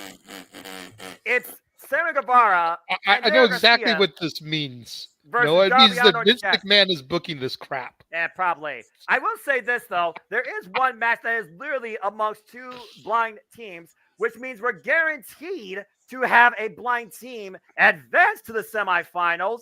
We just don't know which one. But yes, every other blind team has been eliminated, and Jeff Jarrett is pissed. Yeah, it's the summer of tournaments. Got That's caught what with you that said on GTH. Simple. That's what you said about on Simple Bracketology today, isn't it, Noah? It's the summer of tournaments. Yeah, I know. I just You got realized there's like and- about 50 million tournaments going on at once. Oh, you got Dragon Gate. Well, you got freaking, I think Dragon Gate has a tournament going on. Then you got the M1 Victory. Then you got the 5-Star Grand Prix in Stardom and Pro Wrestling Noah. Then you got the freaking G1 Climax in New Japan Pro Wrestling. And you got this current blind tag team tournament going on. How about the AEW. Owen tournament? How about the Yeah, Owen I'm about tournament? to say. And right Oh, now, boy. Alberta Zay just where, here comes Satnam Singh. How you get a suit on a guy that big? Custom made. Buff! God. That's a choke slam as high as the Empire State Building. Where's Mark Quinn? Still injured. Eh. And Ethan Page, he's probably still recovering from his AEW Championship match against MJF. Game belt, by the way. And Jeff Hardy can't travel because of his legal issues. Yep. Oh, we know that. That guitar wasn't used earlier, but it might be used now. Oh, wait a minute! Ethan Page! Oh, just dropped Sanjay. What? Asking ye shall receive. Hey, say his name and wait, that's a different. I thought he wasn't supposed. I thought he didn't like Matt Hardy. Well, considering Matt Hardy is his boss, and we kind of saw a babyface promo from Ethan Page on Collision, maybe there's a change of heart. As he looked for the Eagles, saved by Satnam Singh for the time being. After Matt Hardy did a con job on him, you don't think he's not going to do the same? Come on. Oh, I still think it's going to happen. I just don't think it's going to happen tonight. Oh my gosh, Slow I'm burn, so man, sick slow of this burn. angle. I feel like Plus we're slow burn. we're in Canada. A freaking year later. You want to Oh, talk about boy. a slow burn this Saturday on Collision? What is it? 18 years in the making? Correct. Punk Joe 4. On TV. And the winner advances in the Owen to the finals, where either Powerhouse Hobbs or Azubeka Starks awaits on the other side of that bracket. And, by the way, And Dustin because Rhodes won that. because they've been showing some footage of him, I just have to throw this out here. I saw a meme the other day about Juice Robinson and how he looks like the mascot for Honeycomb, Yes, and I just can't unsee it now. I remember that guy. He was crazy. Yeah, I saw. I was James like, just damn it. no-sold it. What? Sorry. Yeah, James is right now thinking about Ethan Page's babyface. Come on now. I'm very tired also at the same time. I'm not going to hold you, but continue. Say that Juice again. Robinson looks like the mascot for Honeycomb. Yeah. Accurate. Again, Dude dresses like a Owen, honeycomb, and I'm not talking about that, No, the movie. no. I'm talking about the cereal. You know, I haven't had that cereal in a number of years. I'm just saying. I wonder if Hikaru Shida has had that cereal, being in America, as he's going back to her old Tifa gear. Shout out to Final Fantasy. Hikaru Shida in action on Rampage 100, coming off a win last week against Taya Valkyrie, currently 5-0. Good to see Shida back in AEW. I love the fact that she's pulling back her old attire. Damn it! What? What? Why? Why on Rampage 100 do they have to put Marina Shafir on my freaking screen? Why? To counteract Raw with Ronda Rousey? I'm still waiting. I'd rather Ronda than Marina Shafir. I'm just going to say this for the record while you lose yourself here. Why have they not paired the Problema with the Professor, who has history with Hikaru Shida? History to debunk here, for Pete's sake. Speaking of milestones, AEW celebrates episode 200 of Dynamite August 2nd. Congratulations again to this company and everything they've been through and created in their literally 4-year history and a couple months. We'll probably end up covering that too on the Multiverse of Media. Hey, I'm all for it. I am up to cover anything in wrestling, for I appreciate this industry. Oh, I know you are, sir. And just wait till we run the watch-along trailer for everything coming up after this. And my freaking voice. Where's the Fighter Fest? Fighter Fest and Fight for the Fallen have been rescheduled, as far as I know, if not removed. Okay, I would like to do those as just watch parties, because those are ridiculous to do as watch-along events. After the first Fighter Fest and Fight for the Fallen, I think those two type of shows kind of like felt, nice Judo toss there, kind of fell off the wayside. And again, Marina Shafir applying her MMA background, bringing Shida down to the mat.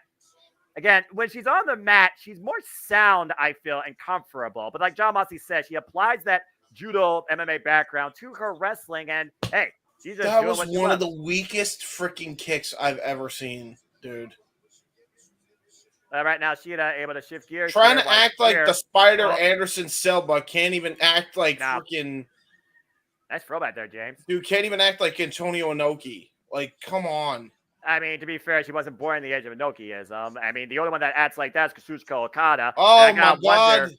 She did a Samoa drop scoop slam.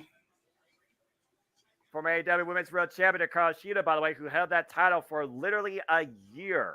Yeah. All right. Hey, maybe next year Ronda Rousey will be all elite. That's a hot take, Daniel. No, please. So. JJ, you want to remind this guy experience about the SmackDown review in case those are wondering here. I'm working on that right now. I'm making a little thing to go up on the screen here. Yep, folks, just follow the ticker again. Thank you for looking at this dual watch-along event here across the Media and ODQ as we bring you coverage on this milestone episode of AEW Rampage. Now that Massacre regarding SmackDown Live has concluded, and Mr. and Mrs. Riff are leaving the garden, while Shida right now is just wailing away at Marina Shafir. What a knee strike. That might be it. Here's the cover. Deep look at the leg. Wait, the shoulders down now. 2. Ooh. Gotta look at the body weight. Gotta look at the body weight. Yeah, that's what it was. But yeah. I agree. Sure. You just see referee Mike Posey's in position, James. Again, the referee's discretion. Off. Oh my God. I don't know how long Mike Posey's been involved in this game, though, if I'm perfectly honest with you. Why Shafir looked for an ankle lock on that split toe boot. Ooh! Nice roundhouse spot and into a hook kick. Question mark kick. Hooking her up. Falcon Arrow! Has it done the deal? Here's a hook of the leg, too, and Shida knew. Didn't even hook the leg. And might be looking to unscape the katana. Ooh, it's done. KO knee shot to the face. Shida wins. What was the point of this match? Shida in her gear. Oh my gosh. I'm sorry, guys. I swear I'm better than this. I swear I'm better than I know this. you are, James. Also, you're tired. Also, I'm just waiting for I'm tired, and this show has given me nothing to work with here. Like at all. Except Jeff Jarrett. Jeff Jarrett, I guess, is something, right? I guess. Let's go backstage, by the way, with our current TBS champion, Chris Statlander. So yes, very quickly, for those of you wondering about Rift's SmackDown review, he was live at the Garden this evening. He might, quote, might do a recap later on tonight, or maybe he'll combine it with his Collision recap tomorrow. But he gave us, over at the Jeff Meacham Network Multiverse of Media, the honor and privilege of broadcasting across his platform, along with the others in the multiverse, the J. Hebert 95 side of things, Simple Man brand, the Greg Cherry brand, the Jeff Meacham Network, and the Casa D18 Studios. So that is what you're witnessing right now, is our live watch-along coverage of AEW Rampage 100. And if you want to know what we thought about SmackDown, rewind it back, and you can check out our watch-along coverage where myself and Noah Foster called the action for SmackDown at the Garden. Mm-hmm. As eloquently put. And Daniel, well done. Flawless victory indeed. Not a single flaw with Shida's game and that Katana knee strike. Is it true that Ronda Rousey will be done with WWE? I don't think so personally. It's If Ronda I Rousey. If I may, Noah, that is a heavy rumor right now, and it is something that we will be discussing tomorrow on Open Mic Night. It is. So if you guys would like to know our thoughts about that, rather than going down the rabbit hole here this evening, make sure you guys tune in tomorrow to Open Mic Night, 8 o'clock p.m. Pacific, 11 p.m. Eastern, and we will be covering that amongst other topics as we do our weekly Saturday night shenanigans. As Well, always. while we're on sub-tangents and plugging stuff, I do Since have we're on a one full thing. commercial break. Yeah, since we're on a commercial break, I have something to plug of my own that is in the works. If you guys like stuff that is wrestling and also non-wrestling, I got Indie Force coming up this week, and it's gonna be on this channel. That's number one. Now, on that podcast is going to be an update on a CAW league that I run called Weymouth Youth Wrestling. All right. If you're a fan of No DQ CAW, you will know that it was a CAW league that Aaron Rift ran. That's how this channel pretty much got its start here on YouTube way back in the day. I run my own CAW league pretty much because of that. So be on the lookout for that. Weymouth Youth, that will be announced on the Indie Force. We got some news there, and we'll be talking about AEW Fight Forever. We're going to give our thoughts. A few of us have played it, and a few of us are going to give their thoughts on it. Myself, I have not played it yet, but I know people have. So if you want to hear the takes from the rest of the guys at Indie Force, episode 26 is where it's at. And plus, we'll be talking about other things non-wrestling related also. Why am I paused? Sounds like an interesting party there. I gotta say, this Mountain Dew Passion Fruit Punch Baja that they brought out this year, really good stuff. Yeah. And also tomorrow, while we have a lull in broadcast, make sure you check out the Greg Cherry brand tomorrow, beginning at 10 a.m. Pacific, 1 p.m. Eastern. Saturday's show spectacular. He's going to go for as long as he possibly can. Every $25 donation gets a pie in his face. Pie in the face. So he's going to be trying to go for a marathon session there. See how long he can go. Pie in the face. Greg Cherry likes pie in the face.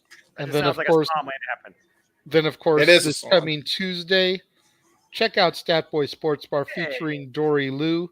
The food's hot, the beer is ice cold, and the seats are warm, so pull yourself up a bar stool and engage in some professional sports conversation with your barkeeps, Statboy Mike and Dory Lou. They've been on a 2-week hiatus. The bar reopens on Tuesday the 11th. And I have to check them out there. That's 4 o'clock Pacific, 7 o'clock Eastern. There you go. And we're back on...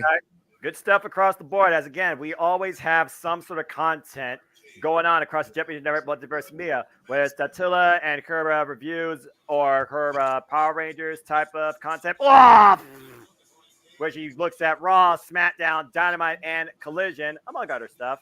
And of course, my simple YouTube channel is always the home of Simply Predicting, Simple Takes, and other collaborative efforts, including my G1 Climax Bracketology with 3 very inquisitive minds of a different sort and a different take, and so much more. That being said, guys, there's been enough talk. It's time for the main event and the last opening quarterfinal match of our AEW Blind Eliminator Tag Team Tournament, where we'll legitimately have a blind tag team move forward. The Machine, Brian Cage, and Big Bill take on Trent Beretta and Matt Sydal. Yeah, there you go. Jericho may have a 1,004 list of moves, but I have a 1,004 list of my favorite Joshi wrestlers. Tam Nakano, Asuka, Shina, Mia Shirakawa. Keep going. Armbar. Utami Hayashita. Let's hear it for Aubrey, who's the referee for this match. Boo. Stop it. You and I are. You know what? You know what, gentlemen? I am not going to relent on Aubrey. I already have to believe in Joe Hendry. I am not going to stop booing Aubrey Edwards. Damn it! If you believe in Joe Hendry, you don't say that. Take the win where you can get the win. Say his name and he appears. He believes in Joe Hendry. Also, want to take a moment as a big Beatle fan, much as I know that Aaron Rift is. Happy birthday to Ringo Starr. Ringo Starr. Do your impression, Noah. Yeah, Noah. I did the impression of Ringo Starr. You know, I don't know his age, but he definitely was a huge part of that movement. Anyway, Raymond, I got the prediction results as far as your actual results on the Twitter. The leaderboard will be out tomorrow on the Twitter.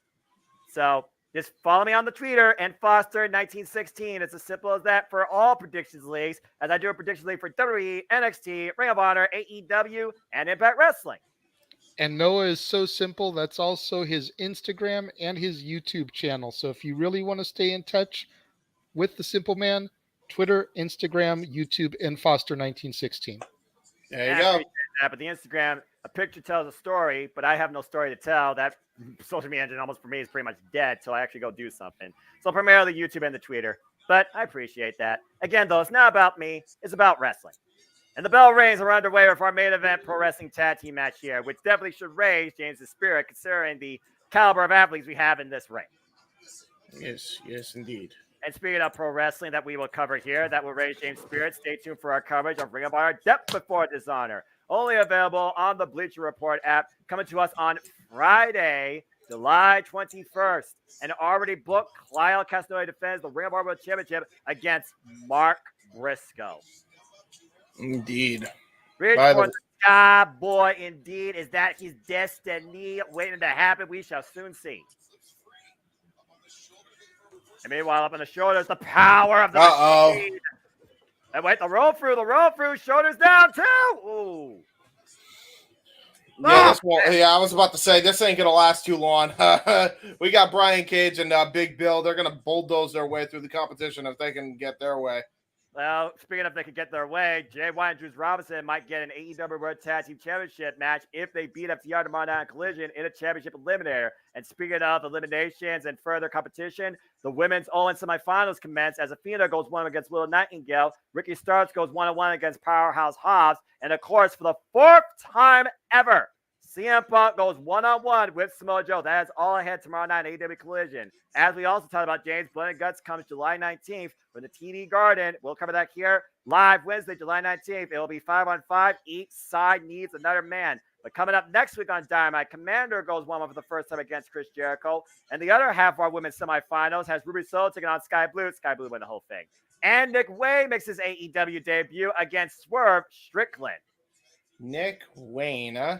Yeah, okay. no kidding, right? And Daniel Garcia and Simon Guevara, who have advanced tonight, will take on Orange Cassidy and Darby Allin in the semifinals of the Blind Eliminator Tag Team Tournament, as MJF and Adam Cole take on the winner of this match here next week, Wednesday on Dynamite. It'll be either Big Bill and Brian Cage or Trent and Matt Sydal. As Big Bill sent to the outside over the top rope, I guess he's no longer part of the firm, or with Lee Moriarty. Again, this is super bizarre. As Trent Beretta looks with the tope, got caught. Choke slam. Oh, man. Owie. Planted on the apron, the hardest part of the ring, braced by that steel beam. I swear, Trent Beretta is one of the best sellers in freaking AEW and the hardest workers in wrestling. He is underrated. By the way, was I muted the whole time? I have no idea. I might have been. Oh no, I wasn't. Okay, Meanwhile, I just had my mic turned all the way up. Oops. Might not want to overmodulate yourself. Just saying. Yeah. Big Bill exercising his will. Fall away slam from one burrow to another. On the floor though. I love Big Bill's like mannerisms, man. I mean, how you doing? How you doing? Who will advance in the Blind Tag Team Eliminator Tournament as this match continues in restaurant quality, picture in picture. Then there's the Fight Forever game. And you can't teach that. Any more plugs? Actually, since you asked, might as well. Make sure you guys go and check out the members exclusive section of the Casa D18 Studios channel. There you go. Renegades Wrestling Reviews. Got my episode of Capital Punishment up there, as well as this past Thursday, Noah's NXT. Go ahead and give it to me one time, Noah. NXT! Damn it! NXT from Secret to Sensation dropped this week. Me reviewing that 3-disc set. Also have our subscribers' choice poll of which Money in the Bank ladder match of past me and Noah are going to do a retro call for.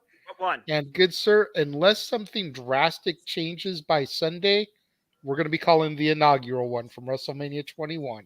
Nice. Which I was there live for because I was at Mania 21. Sweet. There you go. So that's going to be kind of fun to go back on. Of course, Collision reviews for Aaron Rift. Make sure you check out the No DQ review. Support this coming Sunday. Say yes to NoDQ.com. That's right. And then, man, we've kind of been talking about them all night, but we've got Slammiversary coming up next Saturday. We'll be doing a watch along for. We've got Blood and Guts on the 19th. We've got Death Before Dishonor on the 21st. And we've got NXT Great American Bash on July 30th. Not my NXT! But it's my NXT, damn it! And it's better than it used to be, but I digress. All that culminating with SummerSlam live from Detroit, Saturday, August 5th. Oh boy, I'm going to be a busy bee. You're going to be busy. Look at me. Yeah, that's true. I was going to say, he's the main voice on all the calls. Yeah, he is. And I predict, and I simple take, and I track. And I try to sleep, but I can't. It never works out. Let it sleep. And then make sure you check out Rangers of Wrestling's Collision recap this coming Saturday. Datilla is always kind of question mark on when she goes live. It'll probably be while we are doing open mic night that she will go live, but she's also told me that she will try to pop in much like she did last week and engage with us for a little bit once she's done with her Collision recap. So there you go. If you wouldn't mind, good sir, I will also share this real quick. This is the FTW Productions main hub, where you can find all your FTW affiliates right here. All the members of the FTW Productions are here. And also, wait, there's even more. Friends of FTW Productions. We have friends, and they're really talented friends. Got to give the people what they want. Exactly. You could say they're best friends.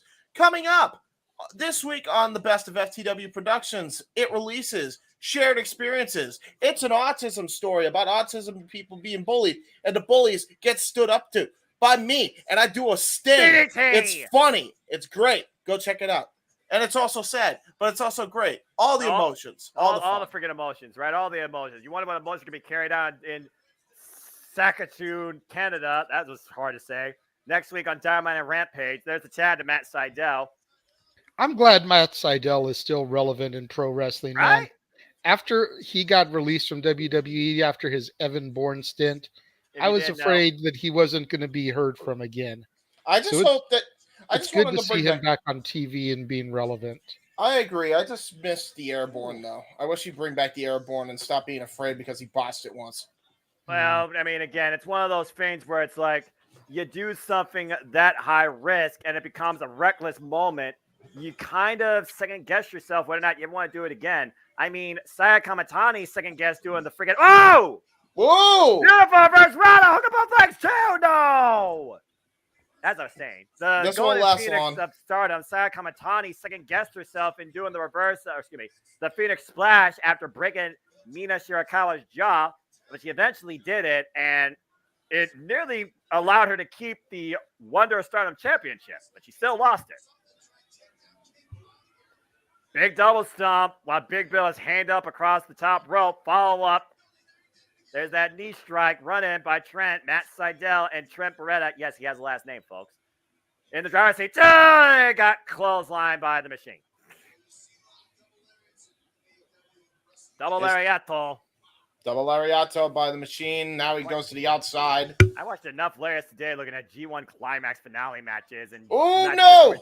Well, goodbye, Matt Sydal. Yeah, well, if he was relevant, he just got tossed over the barricade of relevancy. No shovel included. Off the road. What spear? The adrenaline flowing through Trent as he was driven into the barricade. Irish whip just literally repelled himself off and spear Brian Cage. Oh, Meteora to the chest. Meteora off the barricade. Action on the outside of the ring. Fast and Furious. The way that sequel was in the actual franchise. And right now, everyone's down on the floor. Pinfall decision has to occur inside the ring. This is what you call a pro wrestle. Or tag team wrestling, whatever you want to call it. A tag team Fair enough, didn't get none of that on SmackDown tonight. I wonder what that's about. Again, you only can do so much in 2 hours. Oh, wait a minute. They're both going for something. What are they going for? Great minds figured alike. Oh, no. My God. Whoop. Counter. And meanwhile, Big Bill, hook him up. Oh, my God. Jackhammer. Jackhammer slam too. No. Wow. Why Big Bill literally took Trent on a tour of the boroughs with that big boss man slam-esque. Yeah. Wins a change. Right now, Brian Cage and Big Bill, for the first time ever, has the tag team looking like quite a dominant duo. I mean, yeah. And meanwhile, hook kick and knee strike combination from Matt Sydal. Beating up the lariats between Big Bill and Brian Cage, while Trent half and half on Big Bill. Gets lariat. Oh boy. Whoop, Matt Sydal, Matrix escape. Wow, what a Matrix dodge by Sydal. Yeah, but put that on half speed if you could. That was awesome. That was amazing. And now Matt Sydal goes to the top rope. Looking for something big here. Brian Cage in position B or got caught. Oh! Buckle bomb. And now looking to hook him up. What the heck is he looking for here? Again, Brian Cage is 1/3 of the Ring of Honor 6-man tag team champions and a member of the Mogul Embassy. Been virtually unstoppable since Ring of Honor's basically resurgence. And Trent Beretta now. Oh boy. This is not going to end well. Oh! German suplex. Brian Cage went down face first. And Trent. Pile driver. Oh my God. Wait a minute. That's Sydal looking to fly. Oh. Big Meteora connects. Here's the cover to advance in the tournament.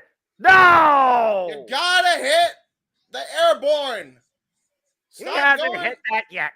He's got to. If he does, he'll win a match. Much of the reluctancy of that fan, James, I think they agree with you. But Brian Cage and Big Bill are still in this bout. This has been a heck of a fight.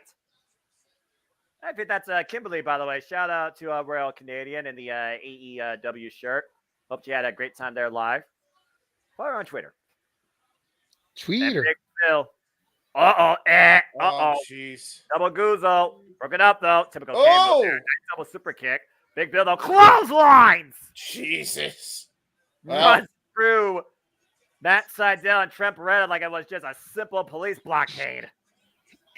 Yep. Now looking to hook up Trent. Oh, God. Oh, my God. Choke slam from hell. And now go for the Jesus. powerbomb. Powerbomb Oh! delivery and combination. That's all she wrote. Good night. Brian Cage and Big Bill advance. Wow. Whoa. You know, for only one team that was actually blindly chosen in this thing, that's a heck of a team to advance. I was gonna say, I think the Mogul Embassy or whatever they're called, affiliates, whatever, Mogul affiliates, Mogul Embassy, the Embassy, whatever. Might want to think about adding Big Bill as a new member after that. But are they really going to get through Adam Cole, Bebe, and MJF? Yeah, I was about to say, JJ, yeah, waiting for them in the semifinals are AEW World Champion and Adam Cole, baby. Dominant performance tonight, but will the same fate be carried out next week, Wednesday, as the Owens tournament also carries out? And that concludes our coverage here tonight for the Renegade of Wrestling, JJ, for the founder, Jeff Beecham, for Bossman Aaron Riff, who allowed us this platform across NoDQ, and for my color coordinator, AEW, James Hebert. Happy wrestling, happy sports entertainment. I'm Noah Foster. This has been fun, folks. That concludes your Friday Night Watch On events. There you go. Whew. We did the chingy. Yes, That we was did. And the boss man is back just in time. Yay. Yeah.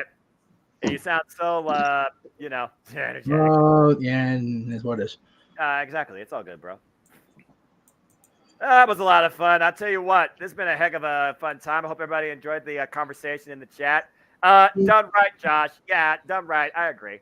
And by the way, men and women or men or women, you got two things there, boy. And for once, come up with some actual supported research with your freaking argument. You disappointed me last night on Open Mic Night, Saturday night. Young boy. Anyway, Joey, good to see you in the chat. Thank you for that, my friend. Yes. As always, folks, like journalistic integrity should do, always do your research. The more you know. Indeed. Anyway. Absolutely.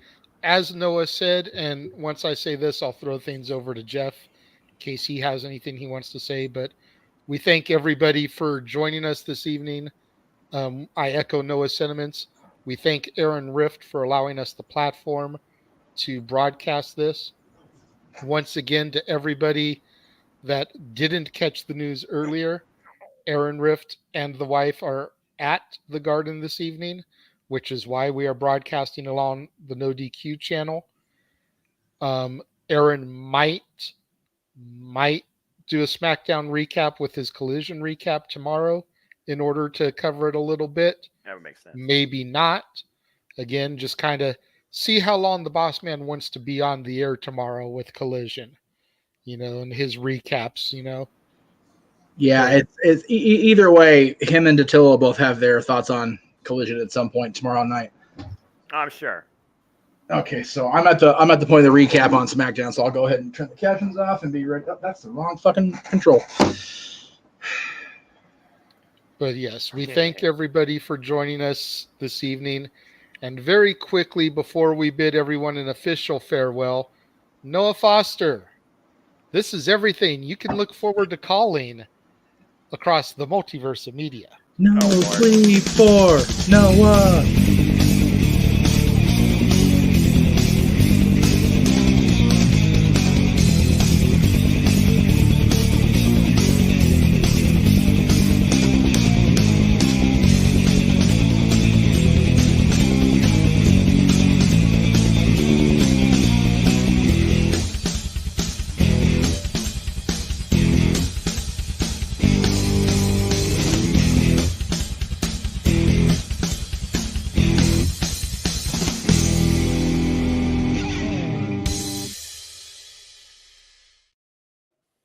All the wrestling, all the professional wrestling, damn it, from all the companies. Yes, indeed. And while you were off screen, Jeff, we discussed the possibility of doing Dynamite number 200 which I believe they said was August 2nd, Noah? Yes. Yeah. Do we on air talk about the options for next weekend? The options for next With Slammiversary not possibly being Oh, yeah, that's right. Because here's the thing. Ding. We got Slammiversary, but we also have the finals of the Owen and Battle of the Belt 7. And one's free, one's not. I got to work on some stuff. I'm going to see what I can try and do. But just keep you informed. There might be a plan B. I didn't hear about Battle of the Belt 7. Yeah, they're going to try and do a double thing of it. Yes, James. I have an idea. We could discuss it off the air, but I think I have a way we can pull it off. Okay. All right. Definitely open to discussion.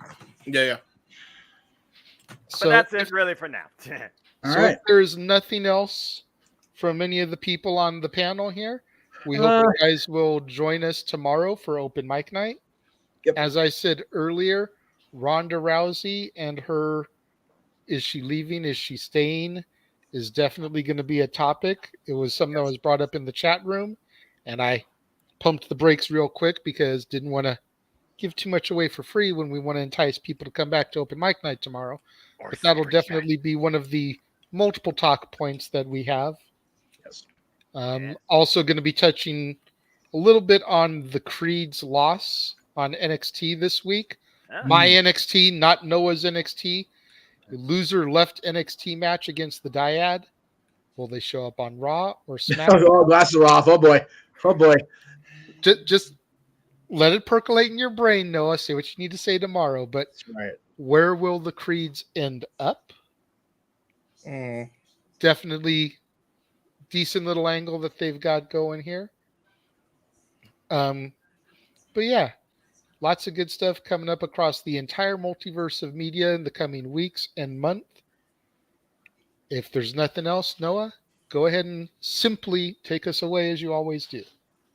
Doesn't matter whether it's No DQ, the JMN, FTW, or ATW, or something in and out of that too. I still hold up to the same thing. I appreciate this industry, and I appreciate all of you.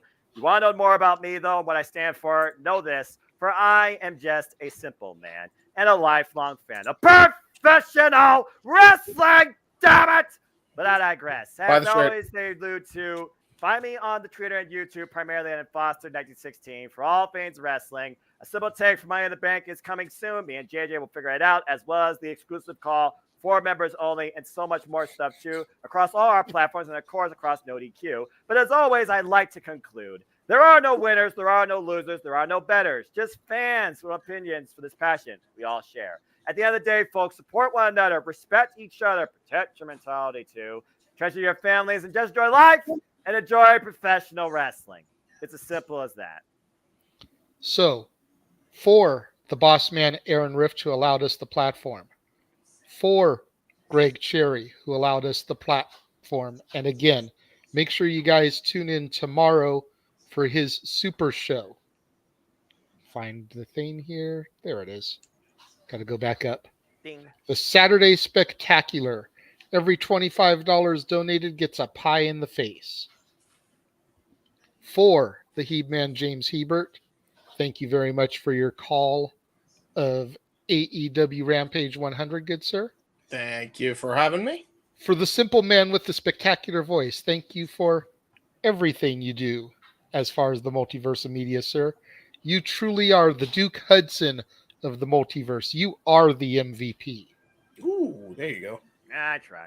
For the West Coast professor, the man, the myth, the legend, Jeff Mother effing Meacham. That's me. I am the Renegade JJ Williams. Thank you, everybody, for tuning in this evening. We will see you guys next time. Have a good night. The Jeff Meacham Network's Multiverse of Media. For over 15 years, the recognized symbol of excellence and the standard bearer in coverage of sports and entertainment.